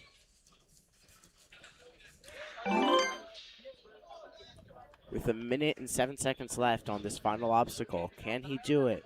Can he be the 16th clear for the Masters Male Division? Trying to vault forward, does Matthew, is able to. We have guaranteed safety into the second stage. Guaranteed spot. Irish jump up ahead.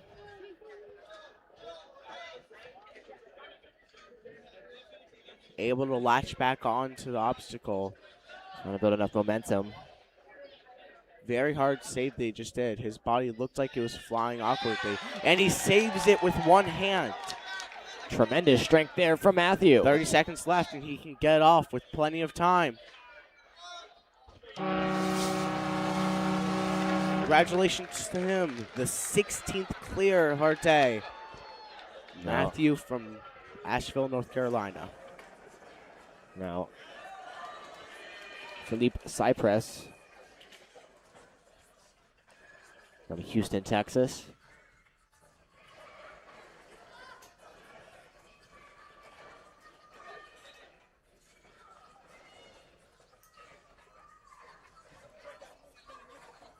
Looks like he's laughing and smiling, ready and happy about conquering this course. Looks ready for the course. Could be our 17th clear of the day.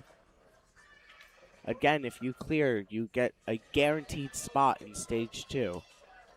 And only 66 people will qualify for stage 2, which is 60% of the people. And that includes people who cleared too.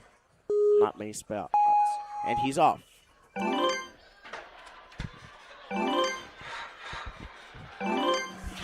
Instantly vaults through. Looks like he has his eyes on the top one spot. He is moving very swiftly. Currently 3 seconds off that pace of Scott Synold, who still has a commanding 3-second lead on second. He'll need to keep it up if he wants his spot on the podium. Yeah, we've seen that this kind of jump loses a lot of time. It's the safer way to do it. Now let's see how he'll do this final obstacle. A very quick chalk up. Always think it's impressive how coaches and athletes can work together to chalk up that fast. And a minute left. Yeah, a minute left and he's instantly on the second jump. Now the hardest one up ahead. Looks like he might be about to fully commit to it. And he does. Gets it on.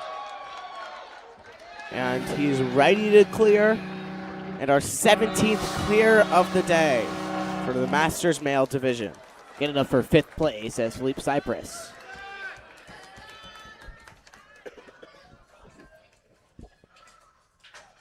Now, Scott Morrison,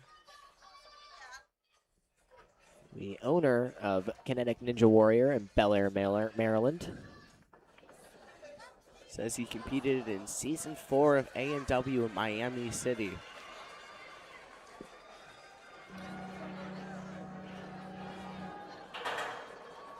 Now get ready for his run. Also the head coach of Team KNW.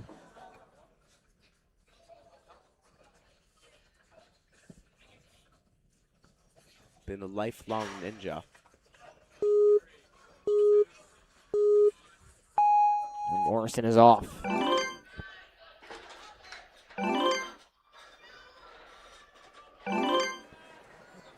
Immediately vaults forward. Again, with athletes in these later waves, we're moving very swiftly. There could be a new top 1 finisher very soon. Morrison jumps to the tack board like we saw his, actually, one of the people who he was coaching do before.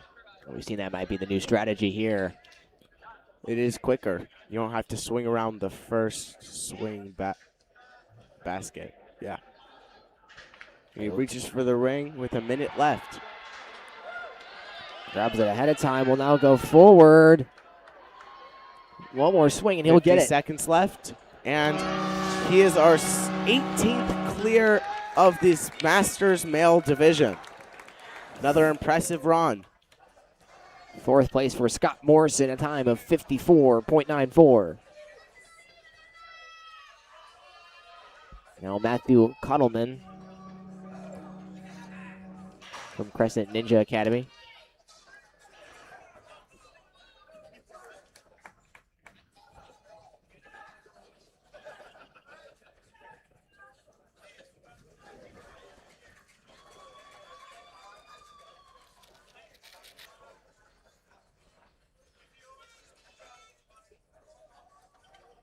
And looks like they are ready to send him off right now. From Crescent City Ninja, he competes in the South Central region. From New Orleans, Louisiana, and he just trips off the wall. Doesn't have enough of a jump. Barely misses it. A very unfortunate end to his run.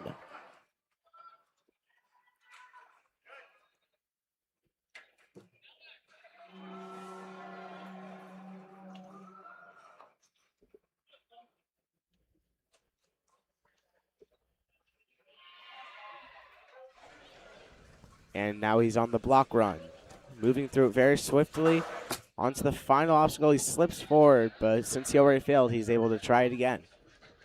Yeah, we still allow our athletes to go through this entire course. Or at least until the time limit stops them.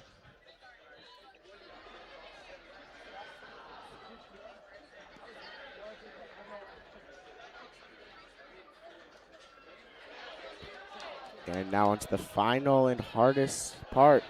He grabs the ring, able to put it back on, latch back on, and isn't able to hold on. Good job to Matthew from New Orleans. There you go. Oh. 13 people left. But don't go anywhere after this wave because we still have 2 more waves after this. Indeed, yeah, 2 more heats. It only gets better from here as now Terrence Murphy from Tarrytown, New York. Now, are these actual... Now, this is like the second person that's had... Is Tarrytown an actual place? I mean, if it's the second person, then it probably is. Oh, no. I know. I was saying whoever the coach was for the last guy was from, like, Tarrytown, Louisiana. I don't know. Interesting. Remember, states are very big. Okay, yes, but like I'm just saying, it's like kind of funny that their names are also the same name as their town. Oh, Terry? Yeah, Terry. That's why. That's the joke there. That's not why. Minute 25. Tremendous work thus far. Age 50 from New York as he now instantly transitions onto that wall. We'll go for this in-between swing jump. Lands on the thin platform, ready to face the block run. Sprints across it and is off onto the final obstacle with a minute left.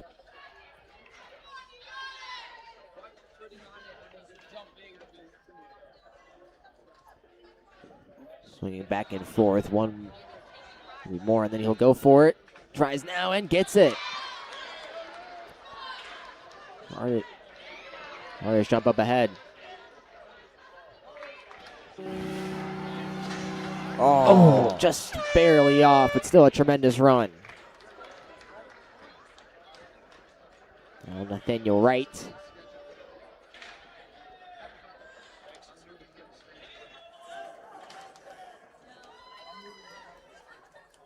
From Richmond, Texas.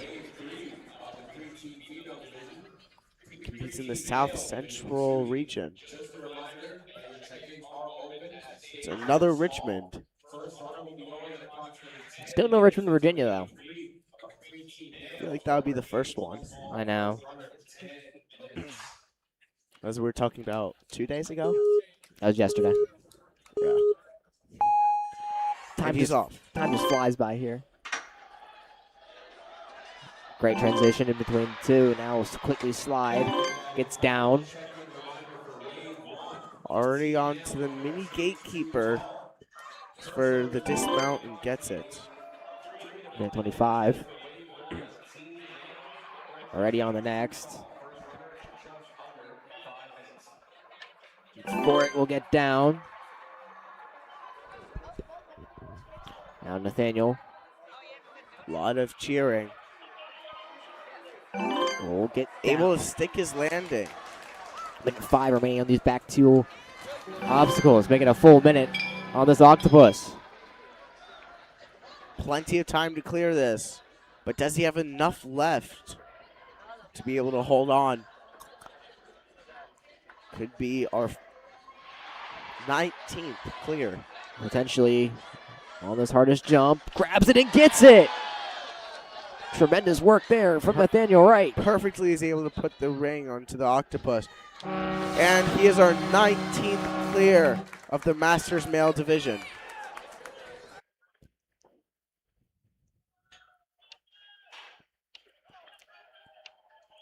CSP is now Jeffrey Bergen will be next up after this replay. See, just slapping that buzzer.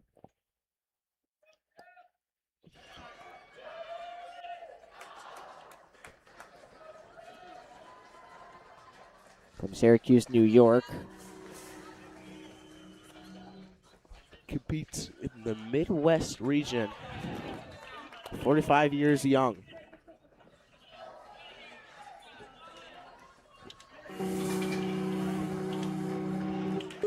Gonna get ready here. And is off. Works through now. Will work all the way up the pole.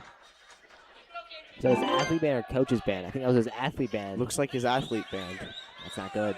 Well, we'll see. Maybe the band falling off is the good luck charm. This Bergen making tremendous work. I don't think he does have a coach band, does he? No, I don't think so. I think that blue band's just his watch.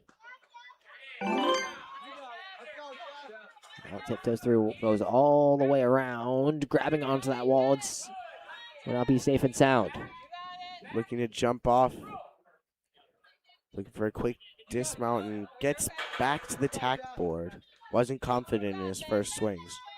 Big jump off, a lot more power there, and is able to stick it. Able to reset, then goes, tiptoes through the block run, gets down. 45 seconds to work on the octopus.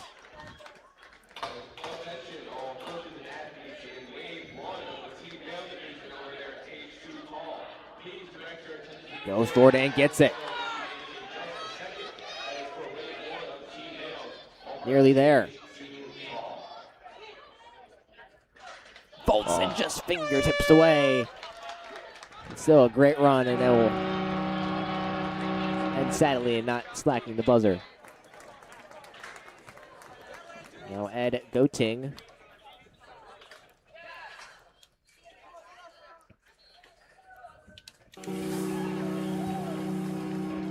From Glen Allen, Illinois. Competes in the North Central region. Looks confident in this course, already ready and stepping up. Slide. Another thing that people try and do is get all the chalk off their shoes, because chalk is slippery on your shoes, even though it's good on your hands. And especially on this pole vault, painted metal. Which means it's slippy on your hands with chalk too. Which means it goes down to pure grip strength. Already showing tremendous work. Linking through the falling shelves. Likes to go that kind of other way, not fully spinning around. Big jump off, and he sticks onto the platform through the block run. Looking to be our 20th clear of this division. Yeah, the level really has been raised here in heat number 2. Looks ready to do it. First Lachey is perfect, sets up for a bigger swing. Go for it now and gets it.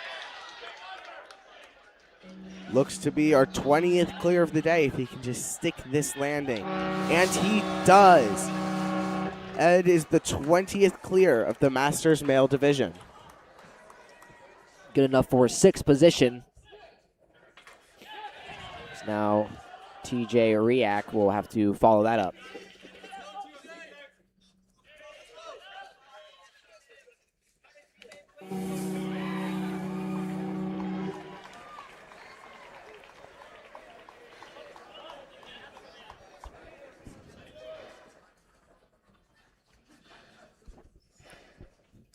Looks ready as we finish resetting the course for him. He gets off to get the chalk off his shoes again. Usually athletes stay in one place when they get onto the platform to avoid as much chalk as they can on their shoes. And he's off. Skips the first angled step. And he is going forward off to the mini gatekeeper, the Shays, before it's even latched. And he's flying through this course early, only 1.5 seconds ahead of behind our leader, now 4/10 ahead. We see a new number one. He could be our new number one spot. He now has built a whole 2 seconds. So he immediately goes into this octopus. He wants that top time. Certainly is within reach if he can just grab the ring, get it on. And he does. Wow. Needs to get off right here. One more swing. Will it cost him the top run? The answer is no. Still is our number one finisher and our 21st adult or Masters male finisher. By 1/10 of a second, he takes first place.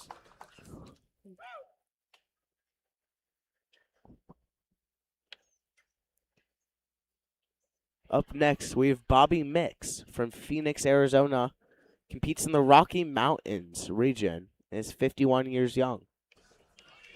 Only had 2 comps so far this season.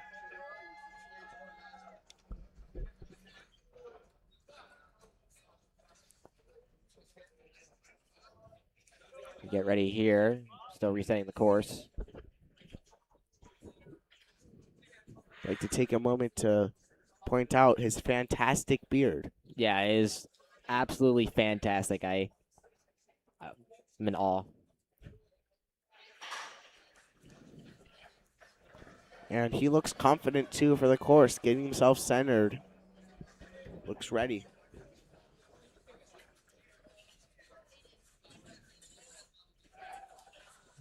Now we'll start Mix's run. And he is off. Quickly balances through. Will transition well. Once gets caught in the kickback by that ring slider. Moving very swiftly throughout this course. Showing everybody what he has.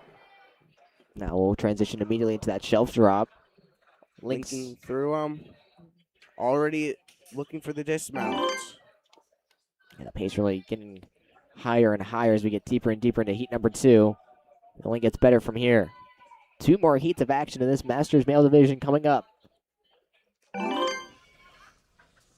Now Mix running through the block run will get down. 1 minute and 3 seconds left. Already a fantastic time. And we'll take the chalk from the mat below. Immediately leaps off.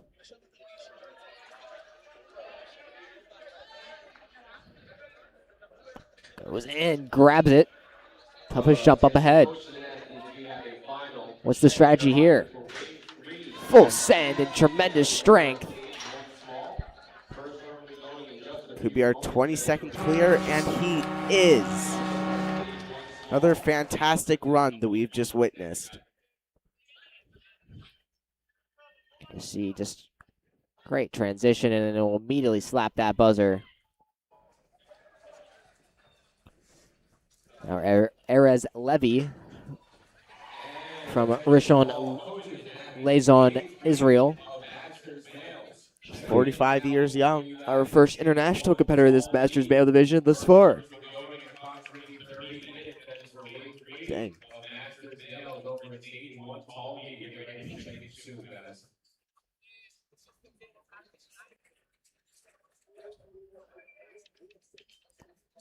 And we finished resetting the course, and he is about to go.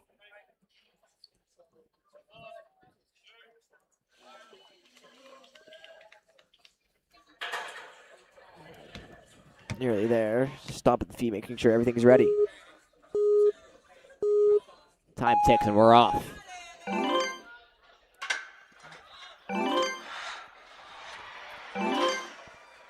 Fully now onto the tack board to the mini gatekeeper. He's on. Holds forward, almost falls back. Falls backwards. Yeah. Able to save it.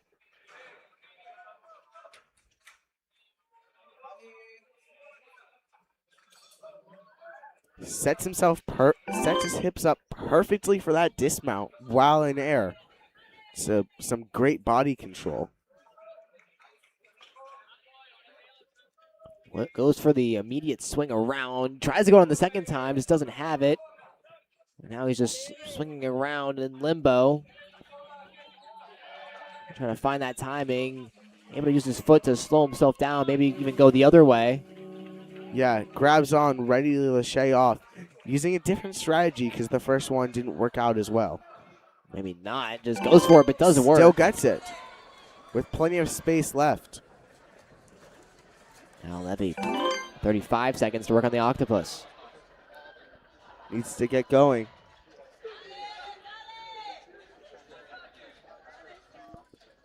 .25 seconds for Arez. Grabs it. The hardest jump up ahead. Has people cheering him on from the sidelines. He's got to go now as the lights are going to start flashing. Oh. Just slips off and will end the run. Isn't able to hold on with one hand.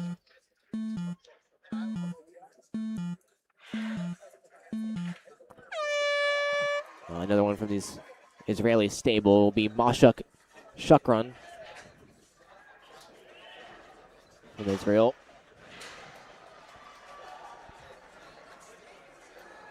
.45 years young, looks confident.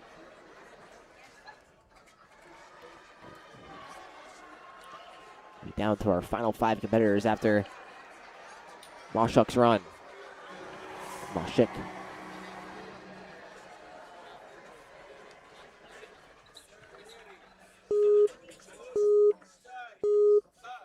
And he's off. Mashuk goes, will transition very nicely. Grabs on, will fly forward.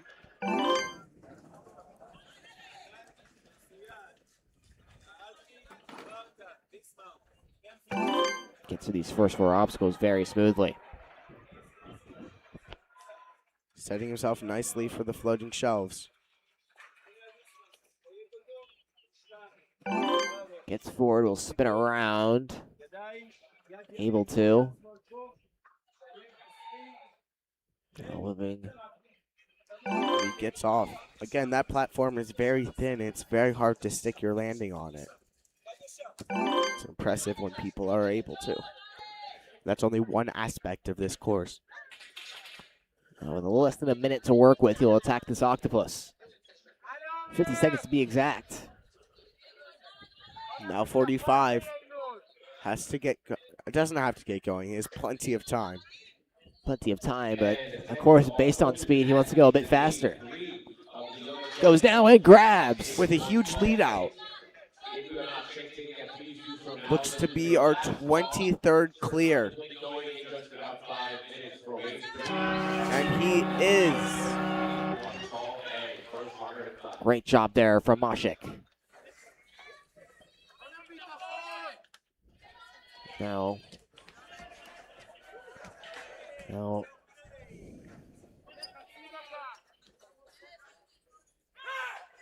Now Booty Cawthron from Belton, South Carolina. Competes in the Southeast region. 57 years young.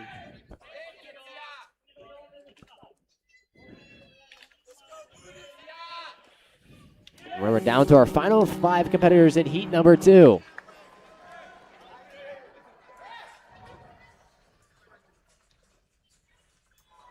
And as we finish resetting the course,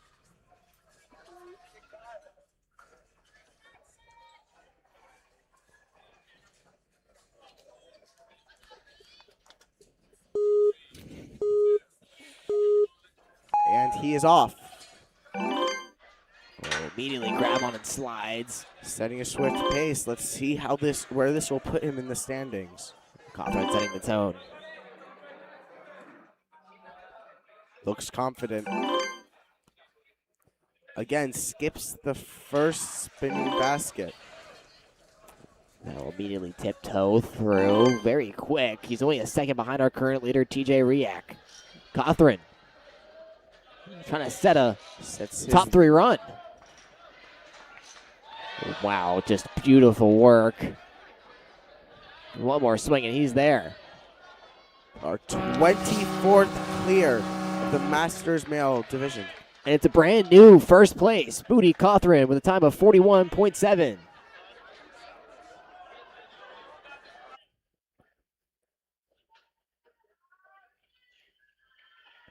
See next will be Brian Burnley. See if Cothran's run one more time. If you are a fan of tricks, our guy Grant McCartney is over at the trick station. Go head over there now if you want to see some. From Wake Forest, North Carolina, not too far away from where we are in Greensboro. No, not at all. Just about a 25-minute drive west. Home of what university, Lucas? Wake Forest. Yeah, you got that. I went there, like on Tuesday. Oh. How was it? It was good. It was very open, too. By open, do you mean like the building or just like the campus itself? The campus. And he's already off. A lot of great universities and beautiful universities in the ACC. Like Virginia Tech, wonderful university. All roads lead back. As Burnley doing a tremendous job thus far, a minute 15 as he works on these shelf drops. Can trip up some competitors and slow them down. Burnley able to get through them very efficiently. Swings the faster way on the spinning baskets, looking to get a huge leap. And Lachey's off perfectly. Yeah, we've seen that move kind of inside that basket, immediately harping on, not taking that wide angle. No reason really to, because you're allowed to use your hands in this division. Is a lot faster to go the inside route. Oh, getting ready to go forward. Will go now and grabs it.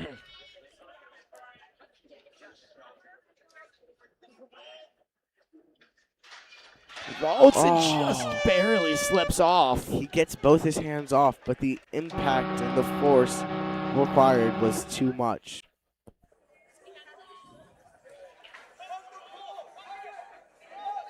And it looks like we have an issue with the first shelf. I saw that. It looked like he was moving a little bit. Yeah, it's a bit dislodged. Let's see. That's exactly what I was thinking.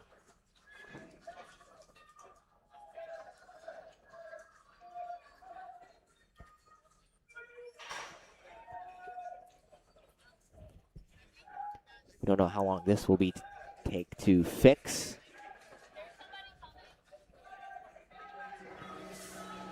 Looks like they're putting it on hold to be able to fix it. I don't know if this will be an issue. Looks like we have a rig team here. Once again, big thank you to our rig team. Yes, huge shout out to the rig team, and that's actually Matt Bradley. Now, I love how like all of the rig team, they just start climbing on the course to fix it. They don't use like a most of ladder. them are ninjas too. I'm sure. I mean, it probably helps a lot. They don't have to get like a whole ladder. Yeah. They kind of just hop up. I've seen Matt hold a one-arm lock off while screwing stuff in. It's very impressive. He just does it casually. You should put that in like, you know, if you ever want a construction job, just say, "Oh yeah, I don't need a ladder. I can just hop onto things and do it." Again, shout out to the rig team for making this all possible. Yeah, clap up for the rig team, guys. Put W's in the chat for the rig team. As we quickly get set and going, Paul Muchow from West Fargo, North Dakota. I think this is our first North Dakota athlete I've personally had. Same. Big ups, North Dakota. competes in the North Central region. A lot of regions, I realized. There are. Now we'll make great work of this course thus far, not allowing the small miscue with our course to slow him down. Again, WNL is international too. You can see the flags. Well, not on stream, but they are right behind me. There are athletes from basically everywhere. Indeed, we got, let's see, what's the most? We got Mexico, Bangladesh, that's another one, that's a big one. We have Canada, Israel. Germany, Russia. Yeah, I don't know any of the other flags except America, but There there are a lot. There's Poland. Watch out, getting ready for this hardest jump thus far, and he gets it. Beautiful work. Last jump ahead before he can slap that buzzer. More than enough time, and he will be able to. He is our 25th clear of the Masters male age group. The pace has really ramped up as it's now Carol Krupra from Toronto, Ontario, Canada. The 6. Home of the Blue Jays, the Maple Leafs, Drake.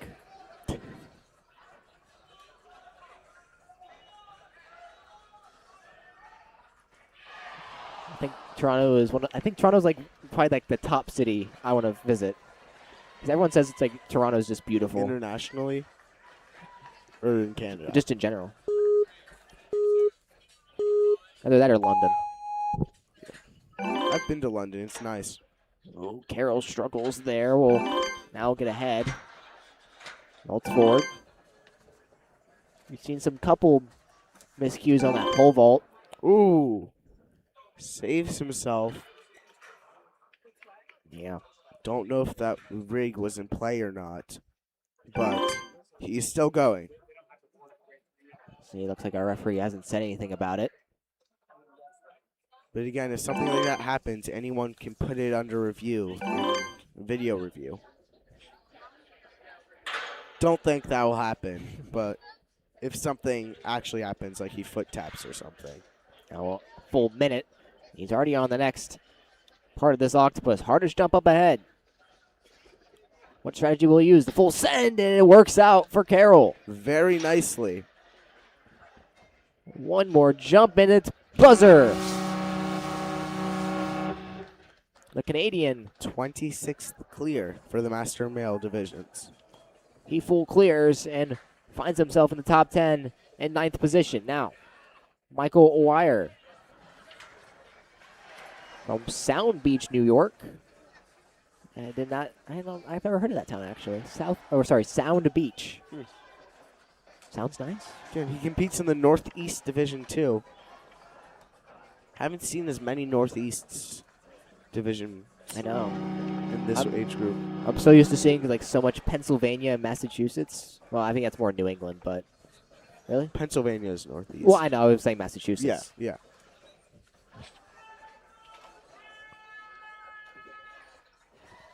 Our final minute 45 interval of heat number 2, but remember, don't go anywhere. We still have 2 more heats of action in this Masters male division. And we are off. Moving quickly. Really vaults forward. Able to stay on. And not able to get the dismount he wanted initially. Recovers well. Now we'll make great work. Tiptoes will go all the way around, grabbing onto that side of the tack board. Able to shay off. And will keep his balance. We've seen many competitors, when they make that jump, still get on, but kind of fall forward, able to stay on his feet. With the minute and 5 left, already onto the last obstacle. Now Wire, full minute, as you mentioned. Already on the second part. Do we see a new top time from Michael? Grabs and full sends, but just slips off, unable to completely secure it with the second hand. Another thing that happens because of that, when athletes are holding on, even if they have a very short grip, once they swing forward, it's able to pull them apart and far away from the obstacle that they're on, and often land on their backs, too. Well, that will complete heat number 2 of the Masters Male Division. We'll quickly look at our standings. Booty Cawthron, TJ Riak, and Scott Synold will be our top 3. You can see the rest of our top 15. The time to crack into that top 10 is forced to be a sub-minute if you want to find yourself there. We'll have about a 10-minute wait.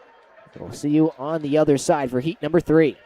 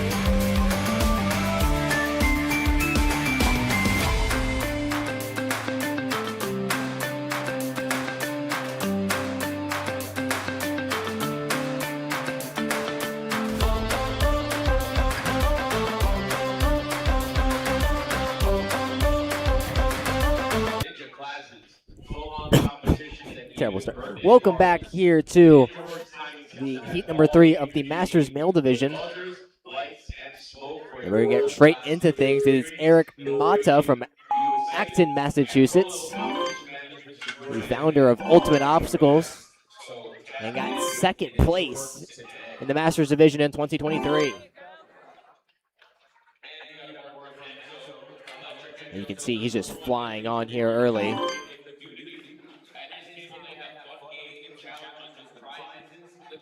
We'll take a little bit of time here. We'll go for that immediate lache swing.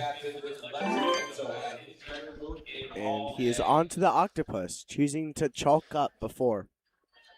Yeah, minute 10. He wants to get through this safely. And last one, we got a word from Rebel Obstacles. Now we're going to immediately try this. Swinging for it, grabs it ahead of time, nearly slips out. 55 seconds before he's going to go for it now and is able to secure it. And he has plenty of time, too. Slaps that buzzer. It's good enough for 7th position. A time of 56.25. 27th clear of the Masters Male Division. See some of the highlights he was able to put on display.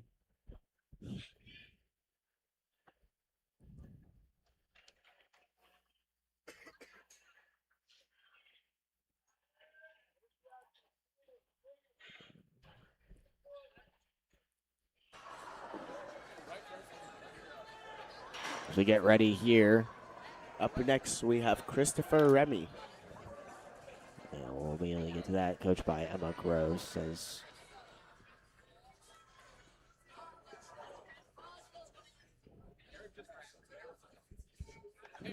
Alrighty. From Lewisberry, PA. Competes in the Northeast region. Is 44 years young. And we are off from the Dexterity Depot. We've seen throughout this competition many different divisions kind of finding ways to innovate the course. Let's see if Remy's able to do the same. Things from 1 to 2. Tremendous strength as you immediately vault forward. Onto the tack board.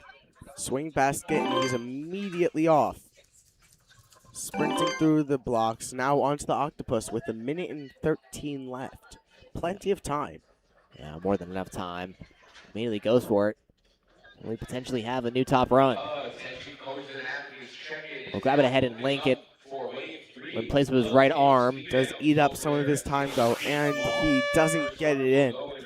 He gets it to the right height, but isn't able to extend his arm out far enough to get the ring.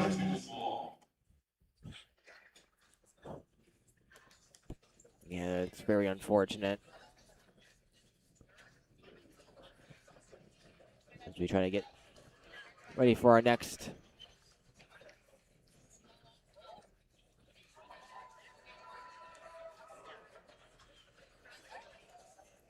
Up next, we have Philip Pute.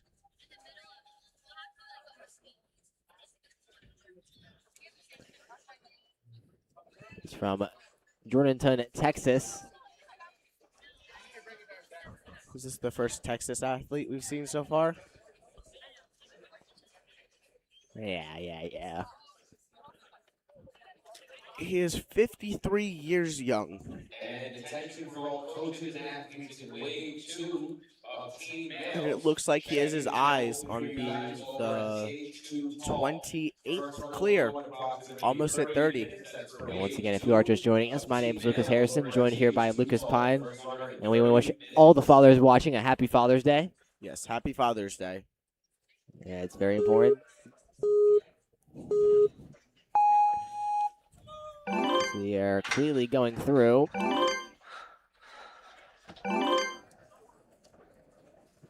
Philip flying through this early half of the course.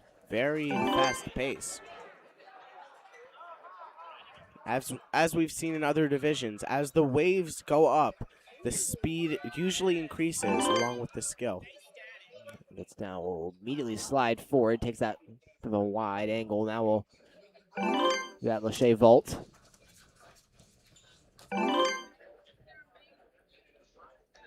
Well, minute 10 and lots of time to work with on this octopus.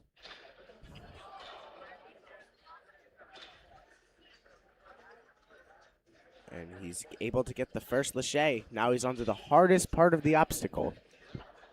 Oh, great job thus far, and he's able to secure it. Tremendous work. As Philip just has one more jump, and he can slap that buzzer, and he is able to. The 28th clear of the Masters male division. Good job. Now Elad Lishem from Telmond, Israel. Says his most challenging obstacle type is balance, foot dexterity. So it'll be interesting to see how he deals with the block run. So you're just getting everything reset.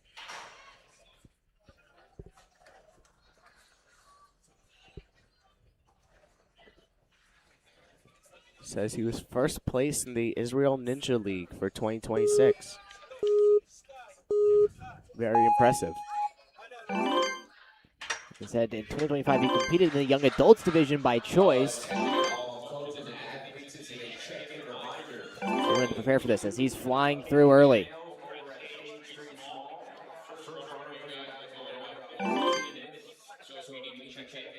Now you can see immediately electing to skip the basket in its entirely. Goes forward, saves a little bit of time. About 5 seconds off of the pace of Pudi Cawthorn. And he got through the block run easily, even though he says it's the most challenging thing for him, overcoming the difficulties. Grabs it ahead of time. We'll go for it now. 56 seconds left, and he gets it. Beautiful work there now. Just one more vault. Slaps that buzzer. It's good enough for 6th position. And our 29th clear in the Masters male division.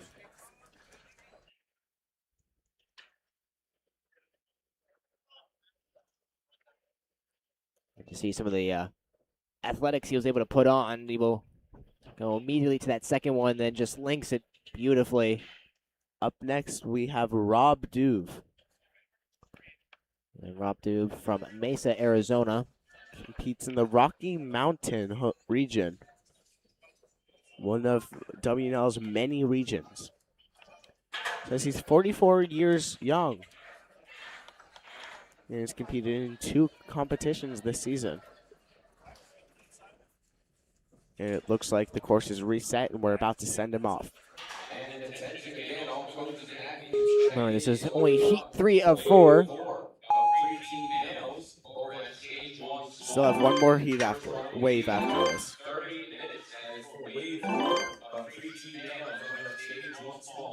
Beautiful work thus far. Nearly trips back, holds on to the rig for support. Now linking.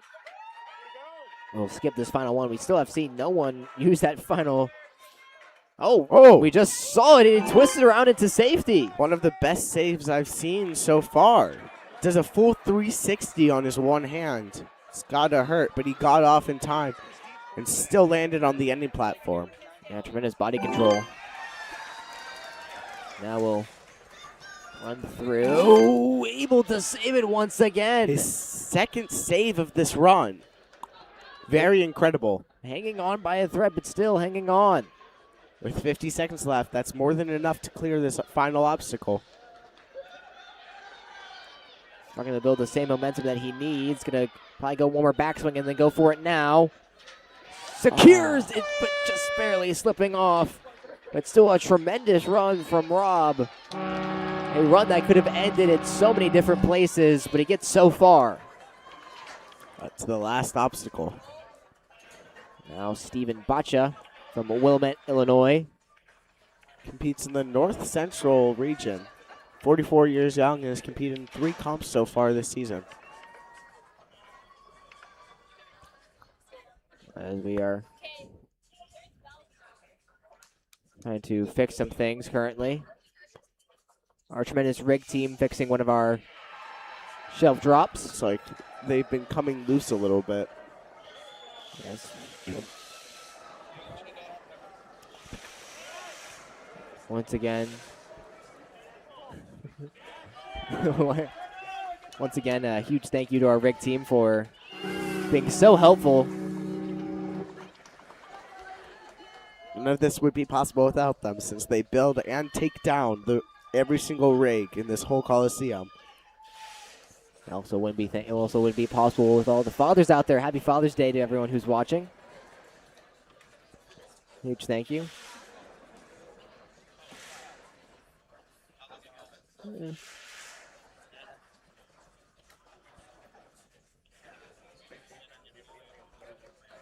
Up next is Steven Botchta. Like we said, looks like they just finished fixing the shelf, and he is up to the starting platform. Steven will get ready. And we are off. Safely through the angled steps. Great transition out of the pole vault immediately into the slider. On to the mini gatekeeper, and he's looking for a safe dismount, and that is what he gets. Yeah, very stoic in his approach. Making sure and guaranteeing his safety. Yeah, everything. Not rushing anything, but still going quickly. Again, it's a very good time limit, and the time is on his side currently, with 1 minute and 12 left. Now we'll go for this vault forward. Tiptoes and into safety off the block run. Immediately hops up. It's a small bit of chalk off that mat. Final obstacle. Could he be the 30th clear of this division? Seen a lot of clears in this division. Very high clear rate thus far. Yes, it has certainly been amping up the more and more people go on. It's just and it looks like he could be the 30th clear as long as he gets to that platform. a beautiful jump there. And he does. Slaps that buzzer for a time of 1 minute and 3 seconds. Very impressive.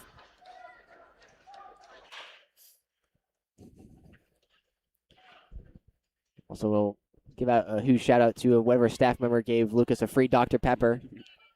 I didn't get to see who it was, so I'm awake now. he's locked in after the Dr. Pepper.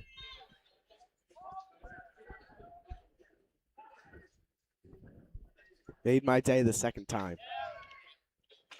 After the pronunciation guide. There you go. And is off. Here is Brett Ossendorf from Georgetown, Texas. Already through a speedy pace. Yeah, it's tremendous work through these shelf drops. Just static through now. Doesn't fully commit to heading to the third one. Looks like he was ready to jump to the tack board, but decided at the last minute to go to the spinning basket. And gets off. And remember, commitment is key.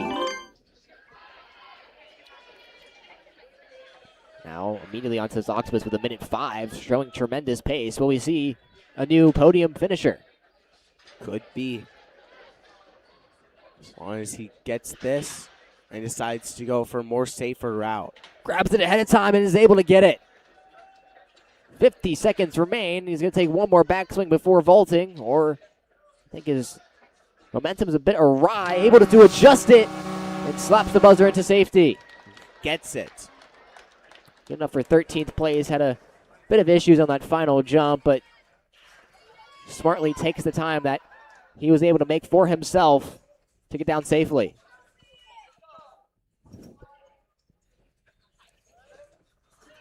Now we have Joshua Squire from Everett, Massachusetts. And he competes in the New England region. 54 years young, and he is about to be set off onto this course. Here's Squire from Everett, Massachusetts. Powers himself through the ring slider.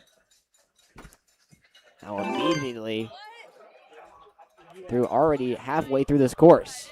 Did that in nearly 13 seconds. Does lose a little bit of time walking up to the baskets. See the pace really being pushed here as the heats go on. Sprints through the baskets. Now it's the final obstacle.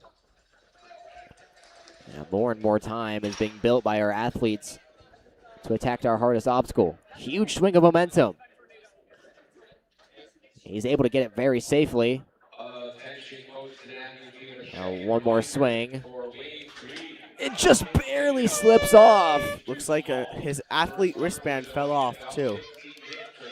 Unfortunate there for Joshua Squire. It was still a phenomenal run. Huge cheers for Henry. Henry Farron from the Grit Ninja. He's been all around. Certainly seen him before. Yeah, he's been all around every stage, help coaching the younger athletes at his gym from Yonkers, New York.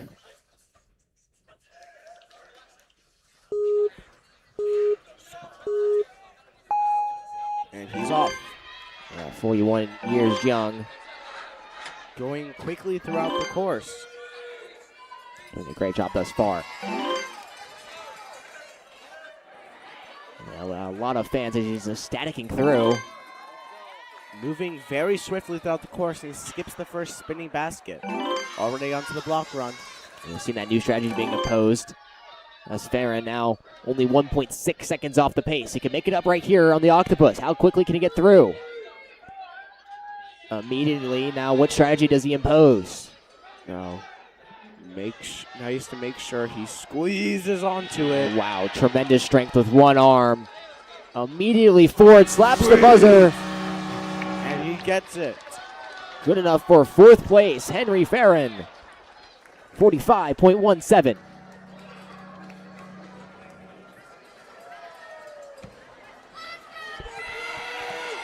Now another large cheer for Christopher Tower. Feels like with every athlete, the cheers are just getting louder and louder. From Fletcher, Vermont. I thought it was about to be another Fletcher, North Carolina. Got excited. Now with each of these athletes, a majority of this Masters division is composed of coaches and owners from many gyms across the nation. There are students out here supporting. Moving very quickly throughout this. See Tower just showing tremendous strength. Also, many people in the later divisions are coaches, because when you work with an athlete, you realize how you can improve yourself better while helping them too. Indeed, now a minute 10 as Tower's flying through, only a couple seconds off our leader's pace. Vaults forward. Now one more jump and it's hard. It's the hardest one that we have. With a minute left. Looks to hook on with that ring. Will go now, and he's able to secure it. One final jump, and slaps that buzzer for 7th position. Takes a rough tumble into the concrete, but still, tremendous work. 22nd clear, I believe.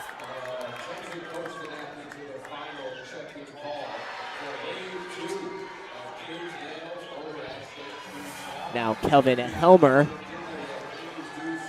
from League City, Texas. We've seen many full clears. Reset and ready. They send him off. Buzzer sounds. Down to our final 20 in this heat. A third of the way through. Once again, don't go anywhere as kind of a backwards entry. Able to reposition, get the feet down in transitions. Great determination to not fail after the small miscue.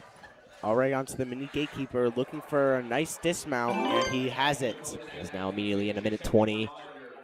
Gonna get ready to vault towards the next, and he's able to get it.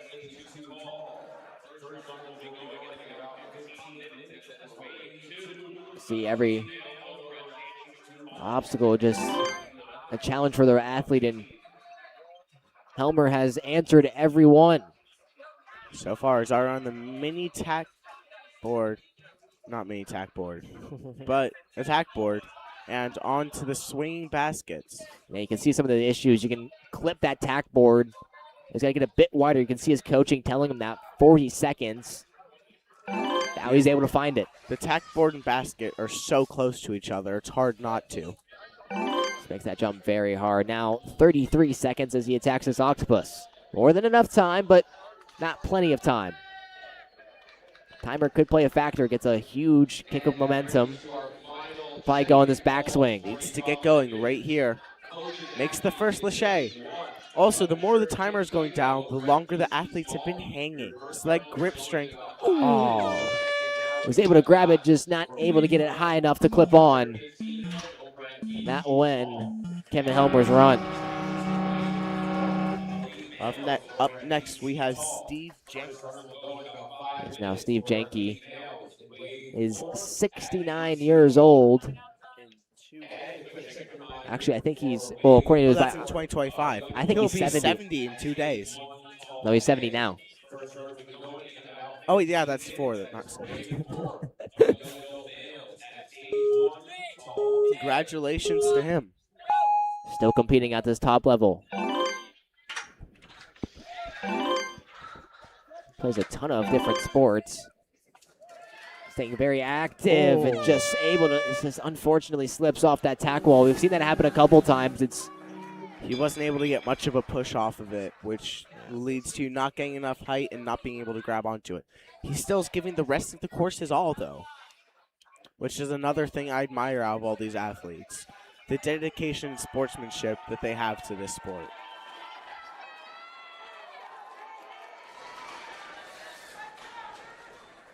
Now, next up will be Derek Laurie after Steve Jenke gets through the rest of his run, still wanting to give it his best go on this octopus. Let's see if he can get this. Yeah, even though it won't count towards his run, it'd still be a huge feat to complete this obstacle. Makes the first lache. Let's see if he reaches up to grab it.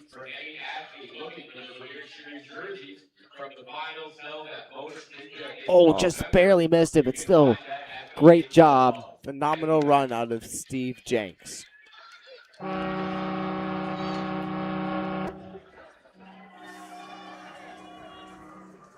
Now, as I mentioned, Derek Laurie from Portland, Oregon.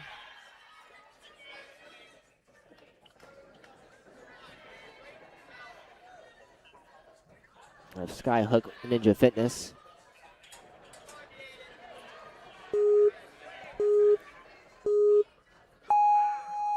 And we're off.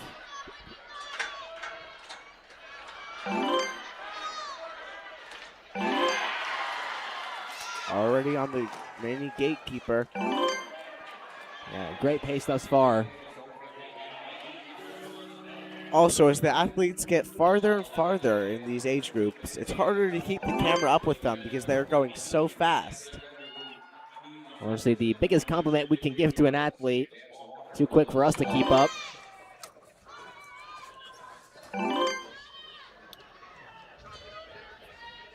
There's Derek still making his way through this course very efficiently. A minute left, and he's already on the octopus, making that second jump with exactly a minute left now. It's the last obstacle. Oh, just got caught up, unable to transition. Tried to save it in his hands, but it wasn't enough. Now Nicholas Schneider out of the Ninja Warrior team. Oh, that's what their jersey says. They're from Arizona. More specifically, Gilbert, Arizona. And he competes in the Rocky Mountain region. He's a father of 4 who just began training once again. Happy Father's Yes, Day. happy Father's Day. Shout out to all the fathers out there. Huge shout out. Great work thus far.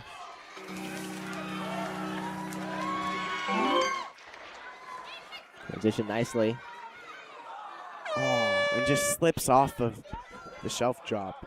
That's unfortunate. Again, if you don't get enough swing on it, it's very easy to slip off. Also, more specifically, it's the SPF Parkour Academy in Mesa, Arizona. No longer just Ninja Warrior team. Got a name to it. Lots of swing being built.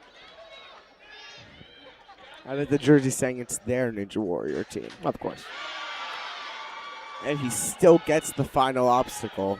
Yeah, able to complete the octopus. Slaps that buzzer, just that small mistake early on, but still a tremendous feat to complete the octopus. It still gave the rest of the course his all. Good job. Now Neil Parker from Reading, Connecticut. Says both of his kids are competing this year. Happy Father's Day to Happy him. Father's Day. First year in the Masters division, and says he's loved every minute of it. And he has one goal this weekend, and it's to get to stage 3, so he doesn't have to worry about any balance. Good goal. Says his most challenging obstacle type is foot dexterity, which is balance. He's off. Yeah, unfortunately, on this course, there is a very tough, menacing block run. Yes, we still actually haven't. I don't think anyone's failed on it yet. Oh, no. Why'd you say it? Oh, okay. I still believe in him. We still believe, yes. Neil Parker, what can he do? He's competed in 23 competitions this season. Doing a great job working through this course very nicely. We'll now go for this in between Lachey jump. Lands on the thin ledge. Now he gets through. Is able to get it. Okay, we're safe. We're safe. Now, hardest obstacle up ahead. He looks like he's ready with 52 seconds left on the clock. Yeah, more than enough time, and it's plenty of time. Beautiful transition. Now reaches for the ring, going for a very safe route. Looks to do the hook and arm strategy. Very smart way for our athletes to do this. Goes for it. Now it gets it. Slaps the buzzer. Takes a tumble through the podium, but still able to complete it. Tremendous job from Neil Parker. Looks like our 33rd clear, I believe. See the pace that was on display.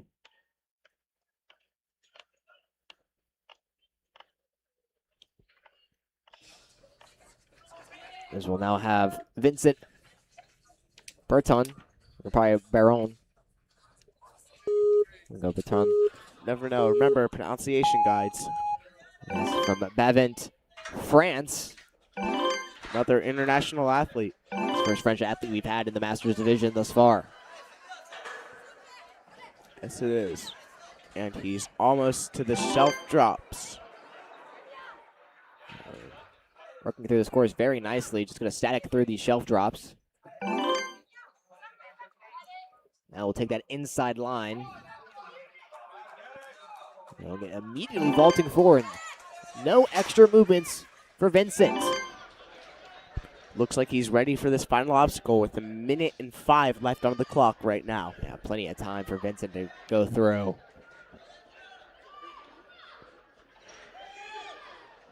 Great job. R immediately grabs it. Going for a faster route. Now will it pay off? You can see struggling with the hand positioning with that ring. It just slips off. Unfortunate. Looks like he's okay though. I just couldn't put it all together. Can be a rough fall the more closer it gets to your head. Yeah, but looks like he's okay. Now Frank Scazuzzo.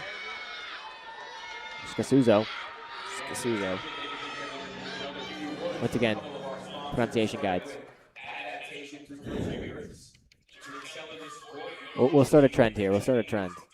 I'll ask W now. Are you running up the food chain? Yeah, we are. Here we go. We adjust everything, make sure everything's set.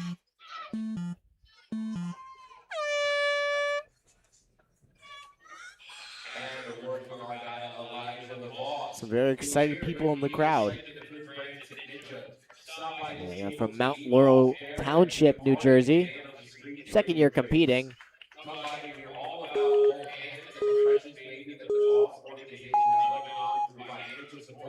Says he wants to make it to stage 3. And clearing this course will certainly be on the way.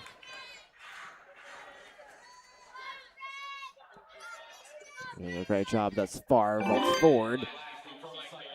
Already onto the shelf drops with 1 minute and 25.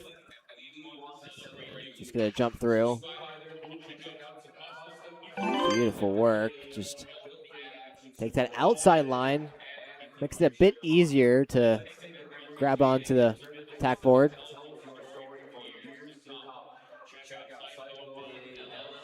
As now just balancing in between. He's gonna go back to the board before he takes it.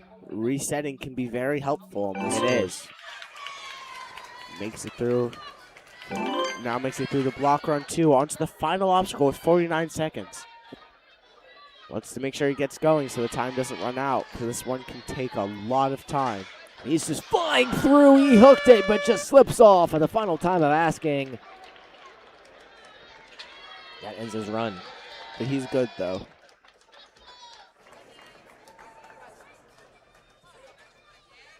Now, David Kaiser from Powder Springs, Georgia.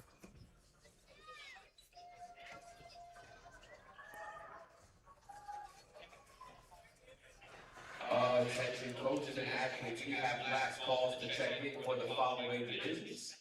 Wave 2 of team males. This is your last call to check in at stage 2 tall. First runners will go just under 5 minutes. That is for wave 2. We are off, David Kaiser. At stage 2 tall, if you have not checked in yet, please do so ASAP. Already onto the mini gatekeeper. We've seen the quick work that our athletes have been putting on display thus far. Statics through. Now one more swing is down. Setting himself up very well for the future of this course. Minute 25. Now it turns down to a minute 15. Through the block run. Now into the final obstacle. One more will go immediately on. Swings back. Which has proven to be challenging for every single athlete. We'll go on this time of asking, and it's successful. One more obstacle ahead. It's the hardest one. We'll grab it ahead of time and hook it on. Hat falls off. You know that's when it gets serious. And exactly as he's able to lock in. Flailing his legs a little bit. He knows he needs to make it with 40 seconds left. And he gets it. Looks like our 34th clear. Probably wrong with that. David Kaiser from Ninja Fit places in 18th.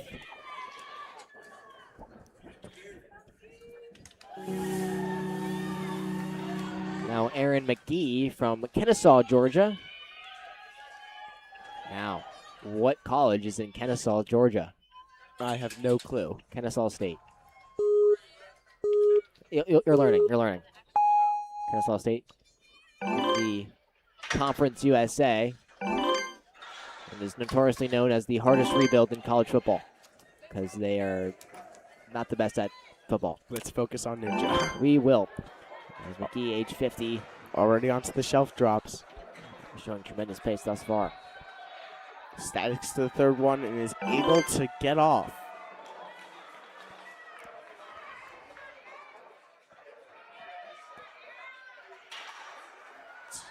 Needs to get a bigger leap off of it, and he gets a big swing and is off. Onto the block run before I even finish my sentence. Using that extra time to his advantage. Now a minute to work with on the octopus. Drops in. Plenty of time. So time won't be an issue for him, but what he knows is he has to get this to guarantee a spot. Grabs it ahead of time. We'll go now and is able to get it. Tremendous hand positioning. He could be our 35th clear, and he is. Tremendous run. Taps that buzzer for 19th place.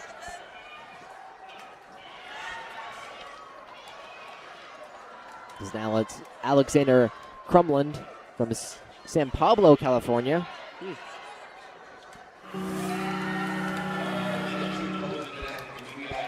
Using that platform, he's hitting his head on the World Ninja League awning.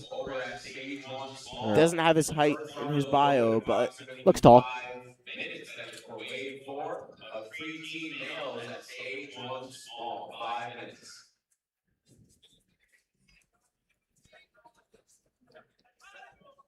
Asking our referee a question before.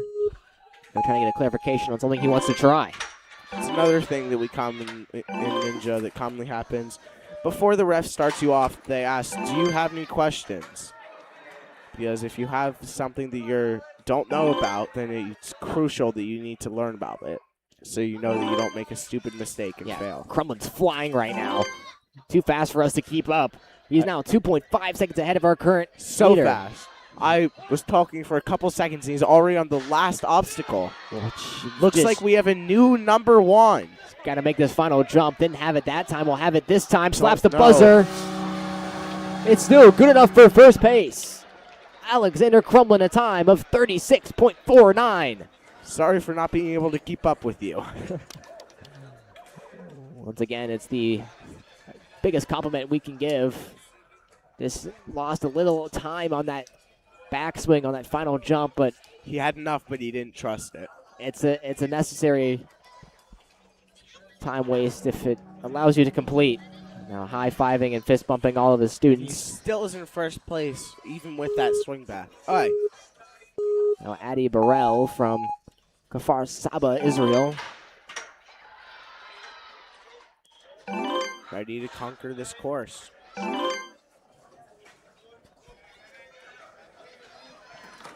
Now we have to match that tremendous pace set by Alexander Crumland.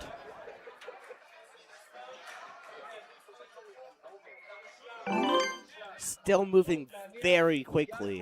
Yeah, I know, showing no signs of trouble. Almost falls off, but he saves himself. Out through the block run. We've seen that happen a couple times. Like I've said earlier, that platform is very thin, especially the way that it's set up. It's made to be very difficult to stay on. There are a bunch of little parts in this course that are difficult that most people don't realize. And it looks like he's about to finish this course. 50 seconds left. Great job there He from gets Burrell. And he sends it, and it's our 36th full clear. Pace really ramping up as now we have Doug Snyder from Gautier, Mississippi. Looks happy about this and excited. Doesn't look like he's nervous at all. With a smile on his face.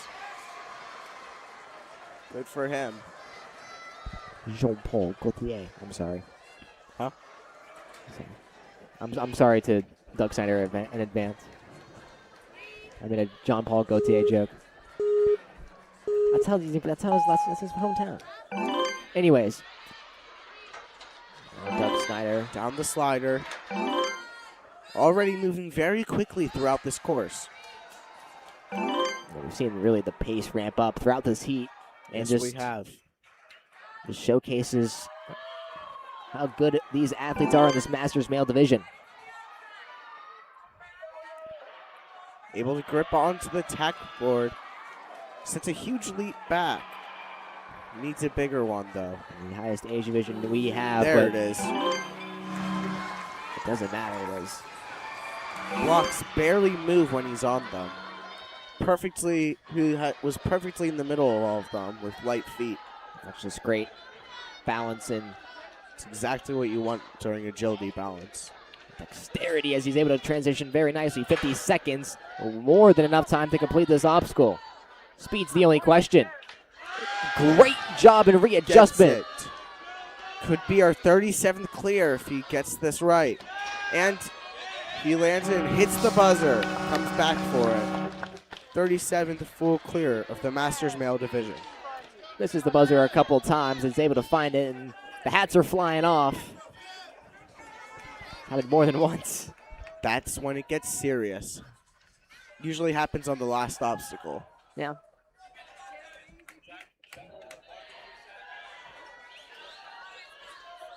Everything quickly reset now from Boca Raton, Florida. It's Kevin Sandlin.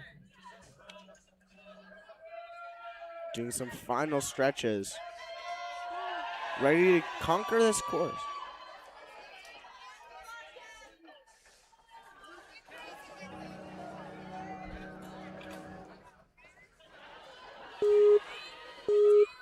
And they set him off. And we are off. Already onto the main gatekeeper. Let's chase straight to it. Yeah, just pushing pace. Tell speed's on his mind. He's found 7/10 on Alexander Crumland's run. Slows down a bit. Needs to keep it up if he wants that #1 position. Needs to jump right into it. Yeah, he's A little bit of chalk from the platform. Yeah, he's Looks lost like a- he's slowed down a little bit, though. he's lost a little bit of time, but still on pace for second. 5-second gap, so he just slips off. He had it. Tremendous speed. It's definitely fast enough for one of those bubble positions. Since the ring is set up pretty high, if an athlete grabs it but doesn't move it down at all with their hand, then their finger's going to hit it and it'll go in, and that makes it very hard to stay onto the ring. Not just from a physical aspect, but from literally being in pain from it too. Now, Robert Richardson, great alliteration on that name, from Albuquerque, New Mexico.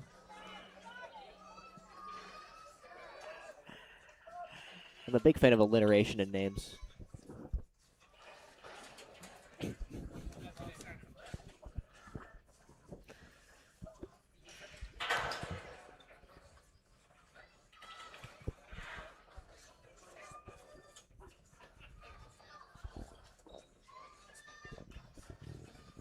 We have a slight issue with the ring, making sure it's set correctly. Making sure that it's fair for all athletes.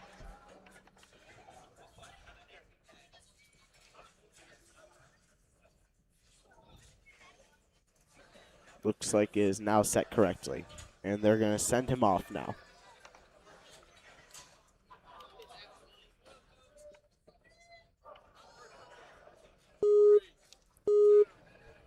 Richardson will start his run.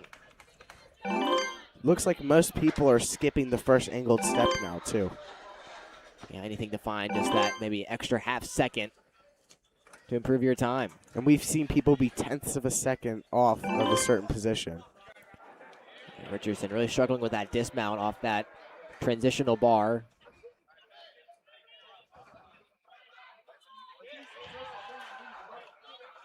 Now making quick work of these shelf drops. We'll go for that wide angle on the spinning basket. And this in-between jump.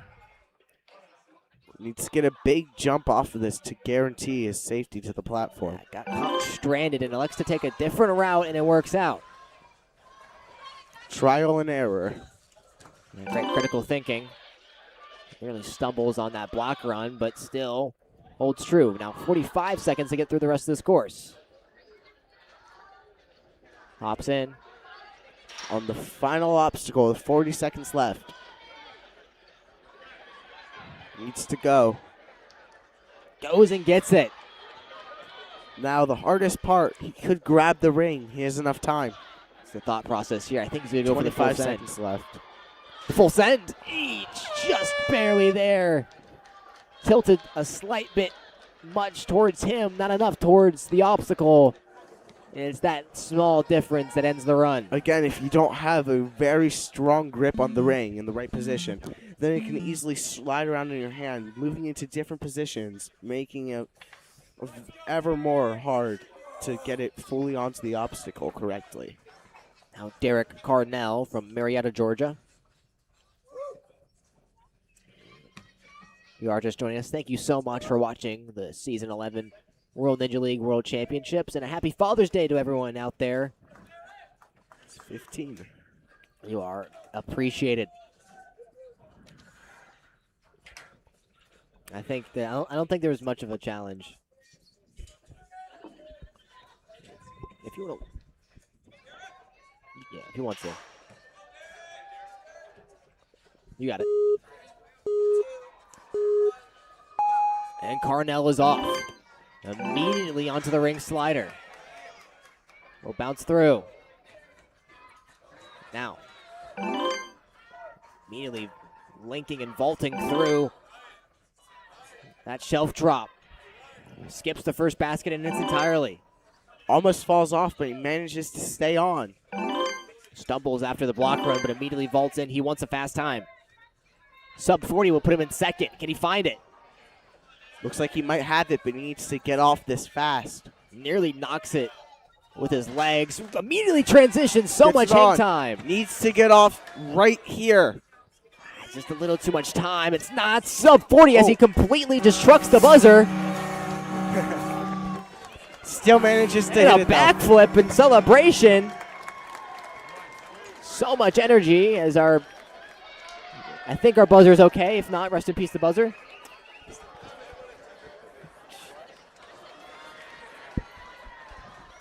As the buzzer goes kaboom and kablam. Kapow.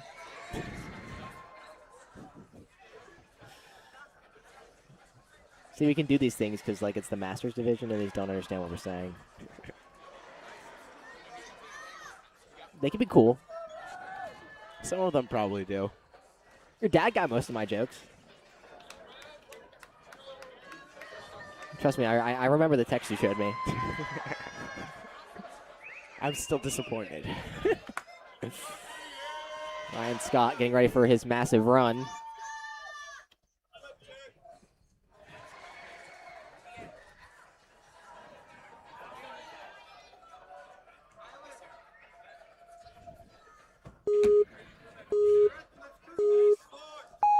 And Scott is off. From Syracuse, New York. Almost falls off, but is able to save it. Yeah, bounces off, immediately transitions. As he trying to fly forward, able to. Now we'll go for that inside line immediately on that in between Lachey jump, just running through the blocks. Now immediately vaults. Great work. 1:10. Do we see a new record time? It's good enough for second position. Only 0.5 of a second behind Alexander Crumland. Our 38th full clear.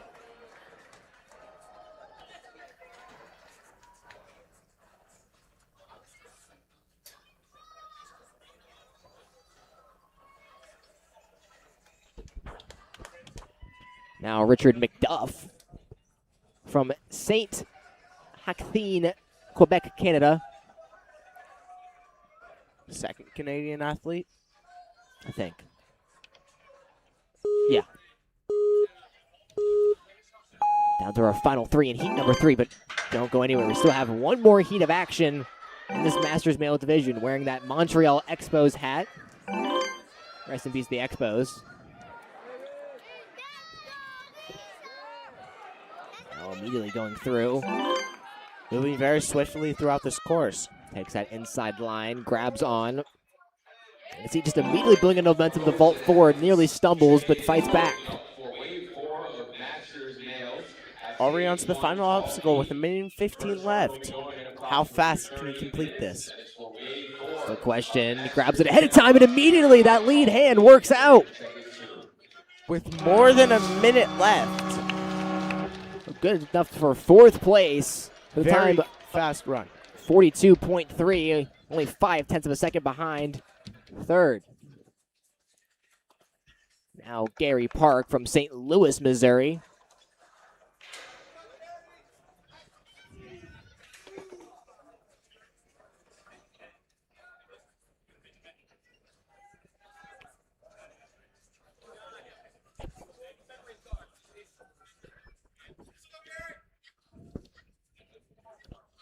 Looks like they are about to send him off.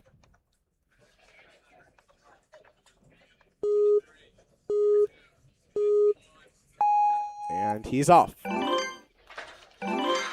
Just flying through already is Park. Just beautiful transitions, not wasting any movements. He's going to the side of these shelf drops. First time we've seen a strategy like that. Being very smooth. A very fast, quick, and efficient run that he's having. Only 2 seconds off our current leader, Alexander Crumland. Now we'll go forward. Let's see what strategy he goes for. The full send and grabs it. With 1:06 left. Puts him in 3rd place. Our 3rd sub 40-second run at 38.65. I think a 40-minute run would be quite long. It's like all of the athletes so far in this wave. Yeah, imagine if the endurance was like a 40-minute grueler. It's just like Stage 3. it's 30 obstacles. Stage 3, a mile-long monkey bar. That'd suck. Just going in circles endlessly. That is true. How far do you think you would get on that? Like a mile of monkey bars? Yeah. Half mile. I'm not interested in that, as Nicholas Greenfield will round out our order from Thank you. Carmel, New York. Already onto the shelves. Let's see, going to the more traditional strategy, not electing to use what Park did and just only doing the sides. Gets down. Will line it up. You can see not even spinning. Doesn't go for that inside line. Goes just straight through it. Tremendous kind of core balance and strength for the bar not to spin at all. Now a minute.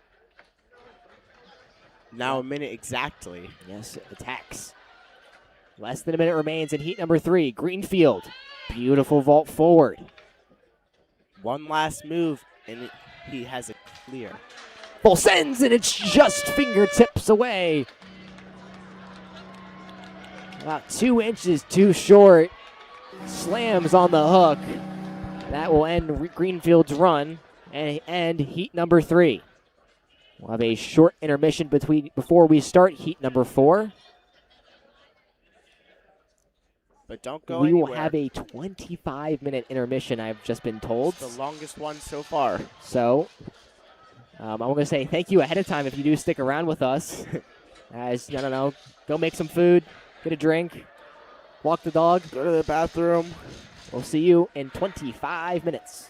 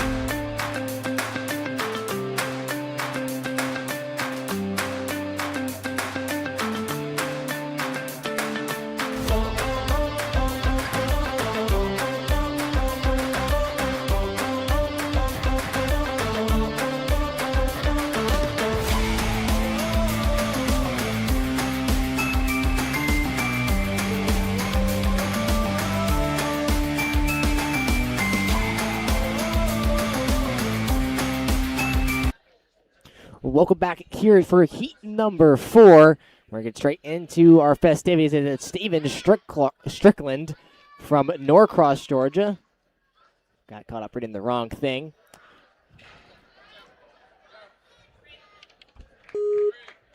And we are about to start. We are off, and this. What did he fail?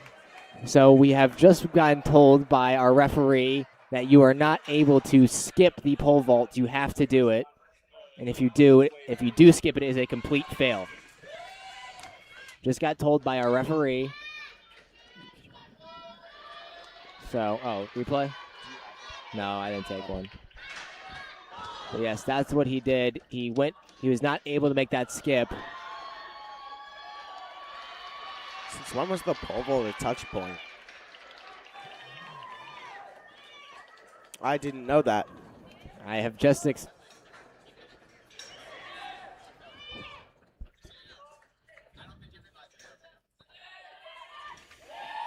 we'll hear about that later, but remember, you've just been told given an official ruling. Now, Ryan Hepspenheide from Bloomfield Hills, Michigan.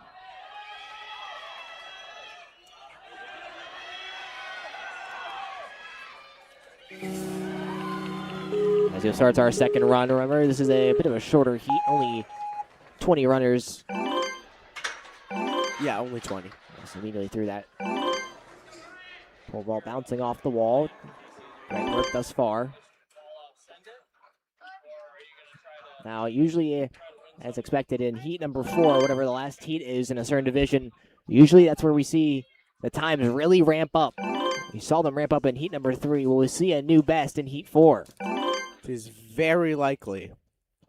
Espenheide 6 seconds off the current pace set by Alexander Crumland. Great job there thus far. We'll go maybe one more time before fully committing.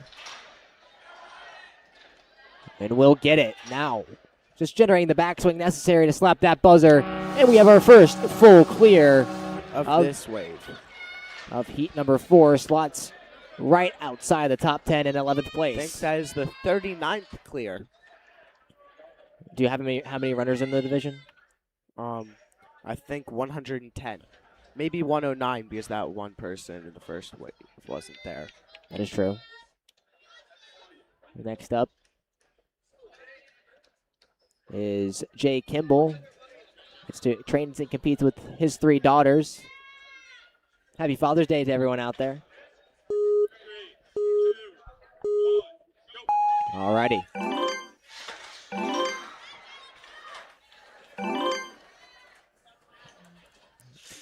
So did you just confirm the ruling, or? Yeah. Okay. I think I did. Sorry, Lucas was showing me that we looked up the rule book just to be absolutely sure in what we just told you, and it is correct. You are forced to touch the pole vault. Can't just completely skip it in its entirety. As Kimball making tremendous pace thus far, but we see a new first place. 4/10 ahead of Crumland.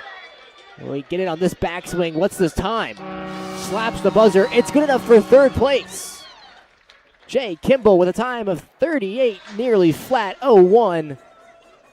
That will be our first podium finisher in heat number 4. I think that is the 40th clear, too. The level being risen. It will even get higher in heat number 4 as I pull my... Not fully sure of the ruling, but I think I checked, and I think that's what it is. I'm not going to say for certain, because I'm not sure. Next up is Jaden Welch from Bellingham, Washington. You can see just how smooth the movements are getting, just linking from one to the other. Could have a new top 1 finisher. Potentially. Sprints across. Only 1 second behind. Now make it 6/10. We've also seen people go straight from the block to the raised platform instead of touching the bottom of it, which is saving a couple seconds. and he's already done with the obstacle. And it's a brand new first place. Jaden Welch with a time of 33.34, shaving off 3 seconds off the lead. He's barely into the fourth wave, and the podium was already almost completely shifted. Crumlin, the only survivor from heat number 3 now. So we'll get a little bit of Welch's run.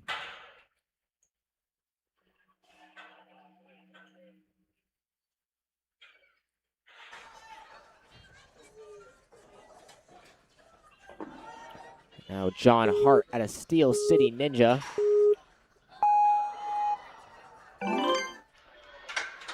According to his bio.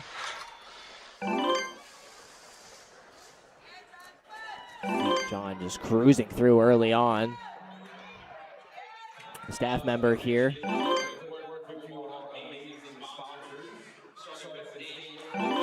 Already onto the blocks. This could be another top 1 finisher. Just really pushing the pace is Hart. And that Sendai Samurai jersey. Beautiful work. Now the hardest one, and he's able to fully get it. Get off right now, and he does. Another clear.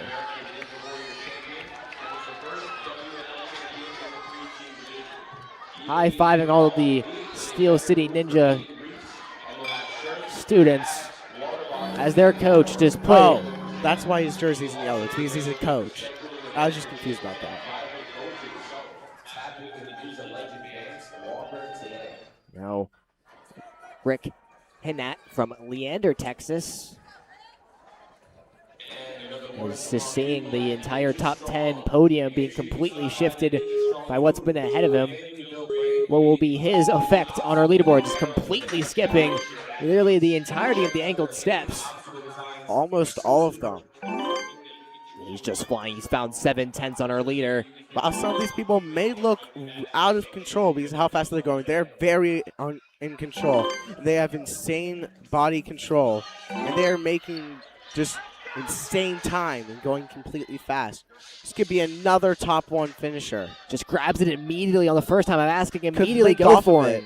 Oh. Just doesn't have the right swing. Changes it. Slaps the buzzer. Second place? Yeah, second place. Second place by only 0.08 of a second. If he was able to link off of it, then I would have been first. Yeah, just that timing gets awry. And now Scott Behrens. He has 3 kids. Happy Father's Day to Happy him. Father's Day, guys. Yes. Happy Father's Day. Behrens, the owner of Ninja U in Iowa. Sorry if you did hear that in the background. Our apologies for the expletive. We have plenty of excited athletes after they finish their courses. He was on the American Ninja Warrior Finals in season 11 and 15. A former strongest ninja. Won in season 9 the World Ninja League. Did they say what age group? I'm going to assume this age group. I'm assuming season 9 was 2 years ago. He's 44. We're assuming here. From Cedar Falls, Iowa, making tremendous pace thus far. Immediately grabs it. We've seen that become a new trend. Links forward, slaps the buzzer. New first place. A sub-30 run from Scott Behrens. The reason why athletes are grabbing it is because once they grab it, they can lead out tremendously, which can cause them to be able to link off the platform, saving like 5 seconds off their run. A time of 28.93 shaves 5 seconds off the former leader. Now Timothy Lazarevich. I can see this age group going by very fast because there's less people and everyone is moving very fast. It's action-packed. So we'll have a small little issue with resetting our ring. Once again, thank you to all our resetters and staff members on this obstacle. On this course. And on all the courses. On all the courses, of course, but you know, Especially this one. especially this one because Team A is the best team. Never forget it. Lazarevich.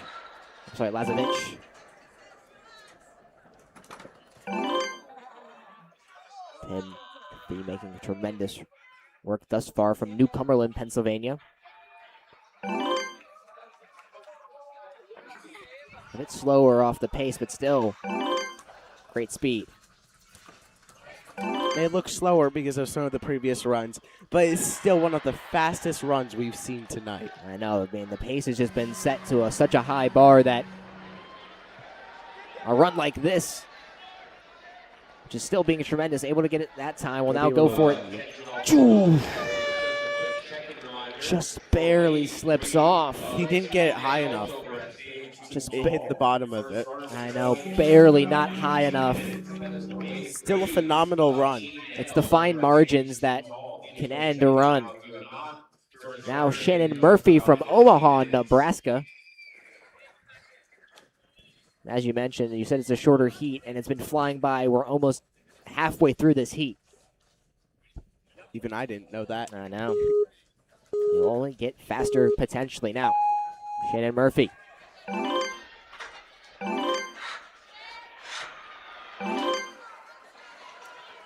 He's bouncing through. Gets now having to pull back. Didn't have that safe launch. Will lose some time there. Able to move through the shelves quickly now with the spinning basket. Just linking them through. Looking to save some time. Saves himself from falling off. Take some shock before attacking this octopus. Now he's on the final obstacle with 1:05 left right now. Now, what is his take on how to challenge this octopus? So you go for the grab strategy, you go for the full send. It's looking like the full send. And he gets it, but just slips off. The finest of margins. And that will end his run just at the buzzer. Now, David Gunther from Fountain Hills, Arizona, who is getting cheered on by his daughter. He's also a ninja dad. Happy Father's Day once again. Happy Father's Day. You can see he has dad on his shirt, so. He also built a backyard rig. It's tremendous that he was here. He spent much of the last couple of years going through chemotherapy for cancer.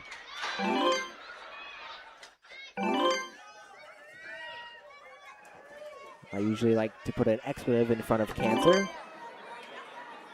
Can't do that on this broadcast. Now, Gunther doing a great job thus far.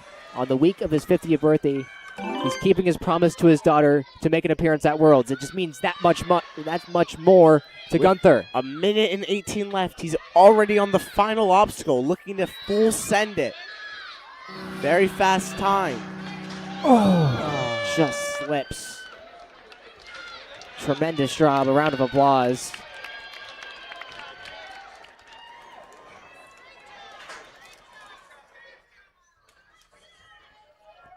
And now, Jimmy Johnson. Not to be confused with the 7-time NASCAR champion or the 4-time Super Bowl heavyweight. Two very common names put together. Yeah. A lot of great Jimmy Johnsons. And we have one in front of us from Palo, Ohio. I've stopped keeping track of clears, by the way. There are too many now. There's been a lot. Let's see what Jimmy Johnson has in store for us today. Big fan of that alliteration.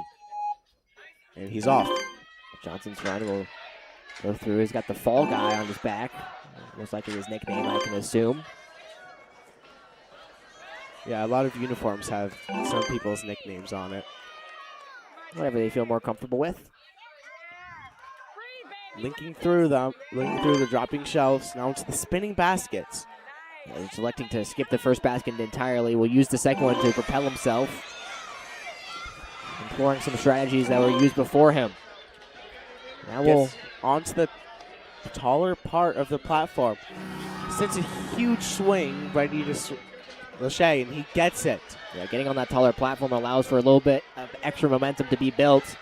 Now the hardest jump ahead, and he gets it! Safely, too. With 52 seconds left. Barely hits the buzzer, but he hits it, and that was another full clear. Time good enough for 20th, 54.59 in the full clear. Now Michael Wood from Rockland, California. He started coaching his son. Happy Father's Day to him. Happy Father's Day.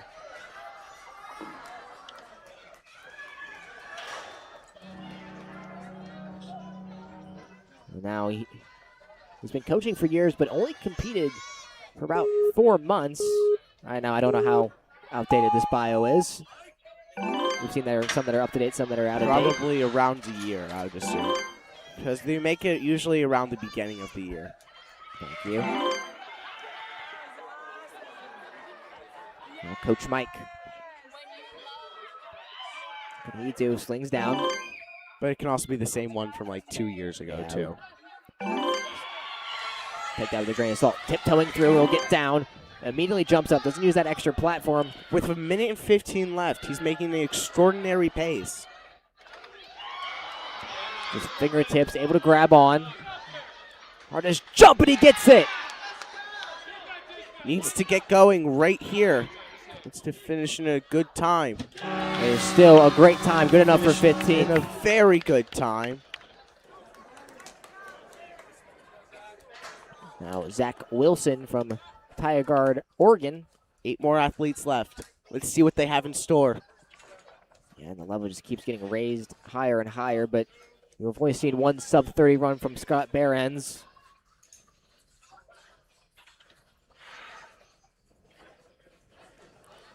Showing that still tremendous pace. Left to go.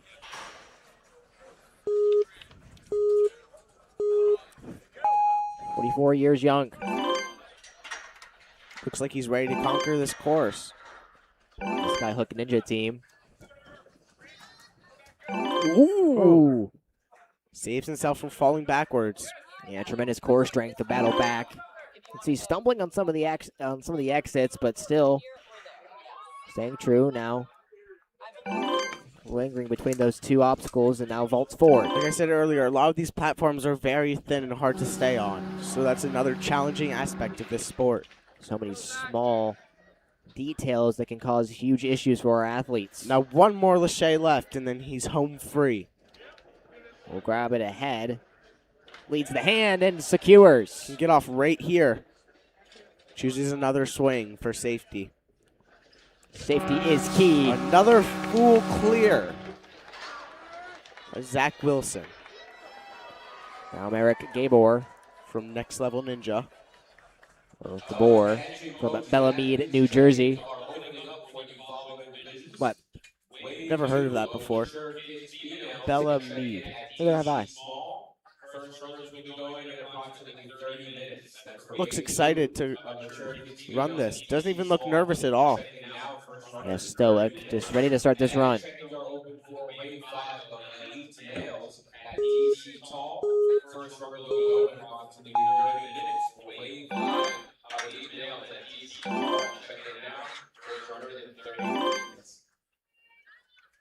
And he's now onto the dropping shelves. And already off them. Skips the first spinning basket onto the second and gets off. Now onto the final obstacle. See how he'll approach this. Nearly there. Swing forward, grabs it, and secures it. Nearly slips up. We'll have to readjust. He's really struggling with his launch grip. Now finds it. Misses the buzzer on the swing forward, but is able to find it. Comes back for it in another phenomenal and fantastic run. Now Yannick Duray from St. Jean de Savoy, France. Oh yeah, you did take French. Savoy, but I think it's Savoy. Yeah. A lot of these athletes in the last wave, the last 6 people around, they look so confident getting onto the starting platform. It's amazing. Looks locked in.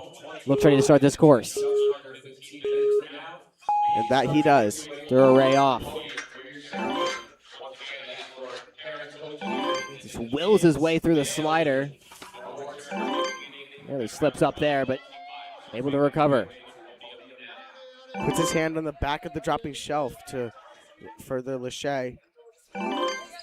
Stays on after almost slipping off. Now onto the final obstacle, a quick chalk up, and he's on. A couple seconds off our leader's pace. We could see a new top 3. Gonna go right here, grabs it, sets the lead out, goes for a little bit of an underbar, but isn't able to fully connect it.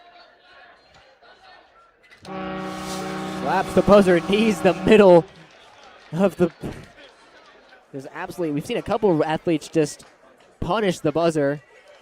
Looks like that could have hurt him too, but he looks okay. Yeah, I think he slammed his knee onto it. Could have hurt. Now, Ronald Aoyong. Oyong. Another reason why that buzzer is punished so much is because it's at the very end of a very speedy first stage 1 course, and they want as much the fastest time as they can, so they run straight into it. There's also a lot of momentum on the swing. Hard to slow it down. He's off.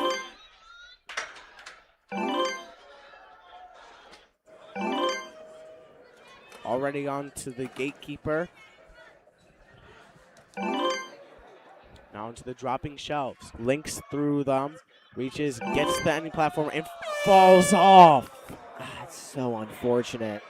Thin platform. He didn't take enough time to adjust himself. We'll see this one more time. Went for it and just slips off at the last time. His legs were too close to each other, so when he landed, he didn't have much room to stabilize himself. Went for a little bit of... He fell backwards. Went for a little bit of show on that octopus, trying to do it all in one motion. Almost had it. Set a huge link, yeah. Now Zeke Bucci Torres from Independence, Missouri.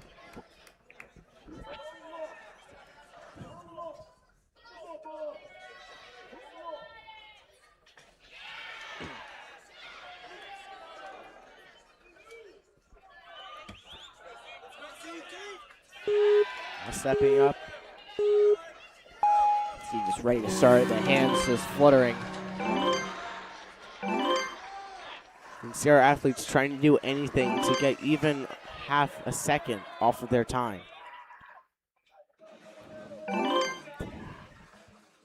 Sorry if you hear that behind us.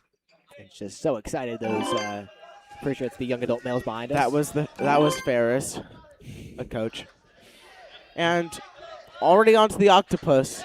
It's just tremendous pace. He's about 5 seconds off our current leader, but with that pacing, we could see a new top 3. Goes now, slaps the buzzer. It's good enough for 5th. Another fantastic fast full clear. Likes that alliteration. That was good. That was good. Top 5. 3 more athletes left. A time of 36.54 for Zeke. With Jonathan Tudin. Tutrin. Oh, I didn't see that R. From East Longmeadow, Massachusetts. Competes in the New England region. 49 years young. I feel like there's a lot of those, like in Massachusetts, where they have like East something, West something. Yeah. He's off. Why can't we just be one big happy family? Transitions nicely, gets through. Very fast. Showing his efficiency throughout the course. Jump links off the first shelf, now onto the third. Looking for his dismount. Do the spinning baskets. Grabs onto the tack board. And Lachey's off. Able to stick the landing. Through the block runs quickly. And onto the final obstacle with 1 minute and 3 seconds left. Be another very fast clear. A lot of deep reps there from Tudrin.